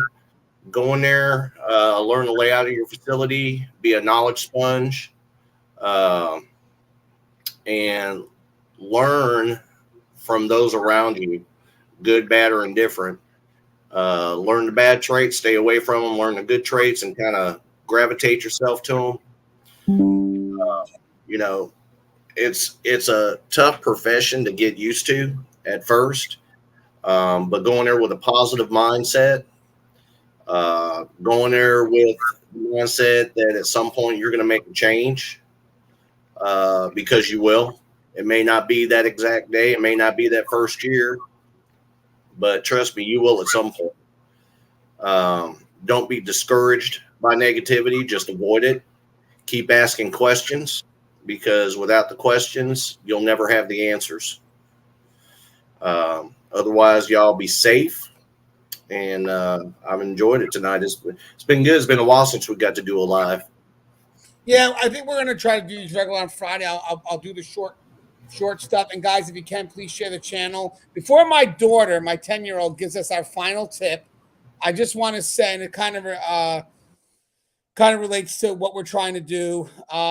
Guys, this is great content. We do try to work on. Yes, I promise you, Julie, I will. You have my word, because you always make sure I'm consistent with this. I make a lot of false promises. I got to start stepping up.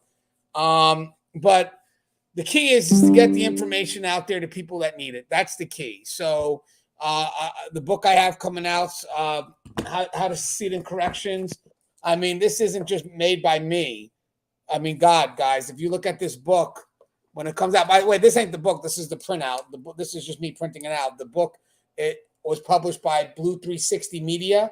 The link is in the description of this video, so you can pre-purchase. But look, guys, when you look in this book, actually, let me show you guys something. Hold on, guys. It'd be better if I do it this way. So bear with me. Russ and Joe, don't sign off just yet. But unless you guys have to. I want to show them something, but bear with me. Guys, look at this, guys. Let me show you something. Let me make this a big screen.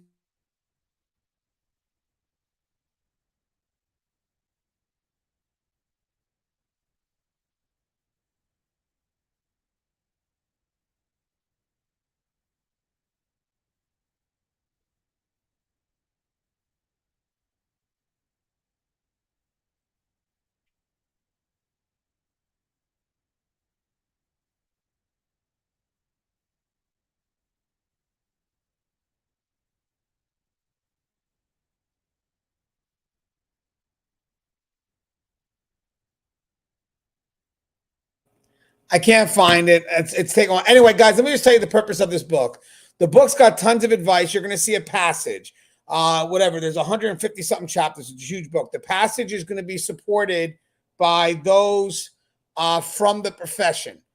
You're going to see a quote from them, but there's also journals, so you can leave your note, and then when you're done and you get the information, then you can pass that off to someone who you think has the greatest potential. So for someone that is on day one, trust and believe. This book will get you ready, and it's just got so much information. I mean, that's the key. I know you're watching, the shorts. There's tons of shorts. One day we should just watch them. But let me have my daughter give you the final piece of advice before I sign off. So this is our daughter, and I just want to say thank you guys for my daughter, our daughter, looking at Russ like we produced her. And if that was the case, Russ, thank you for giving birth to my daughter. So either way, guys, first off, thank you for watching, guys. We truly appreciate you. Let me see. Please subscribe and make sure you share the material. And let me go ahead and let my daughter give you a piece of advice on how to deal with Technically, it's with inmates. Okay, so hold on. Let me get us on full screen.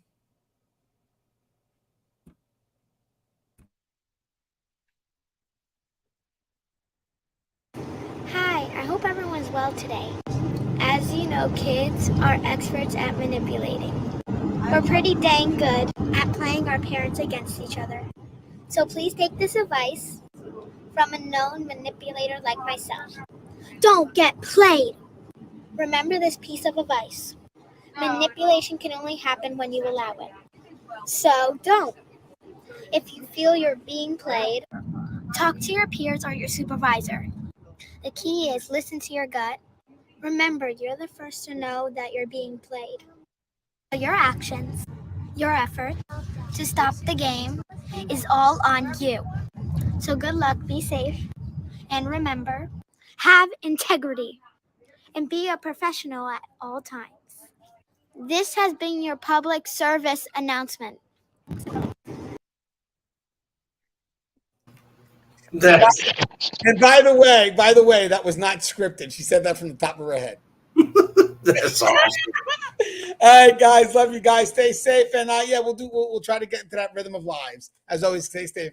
Love you guys. Bye bye.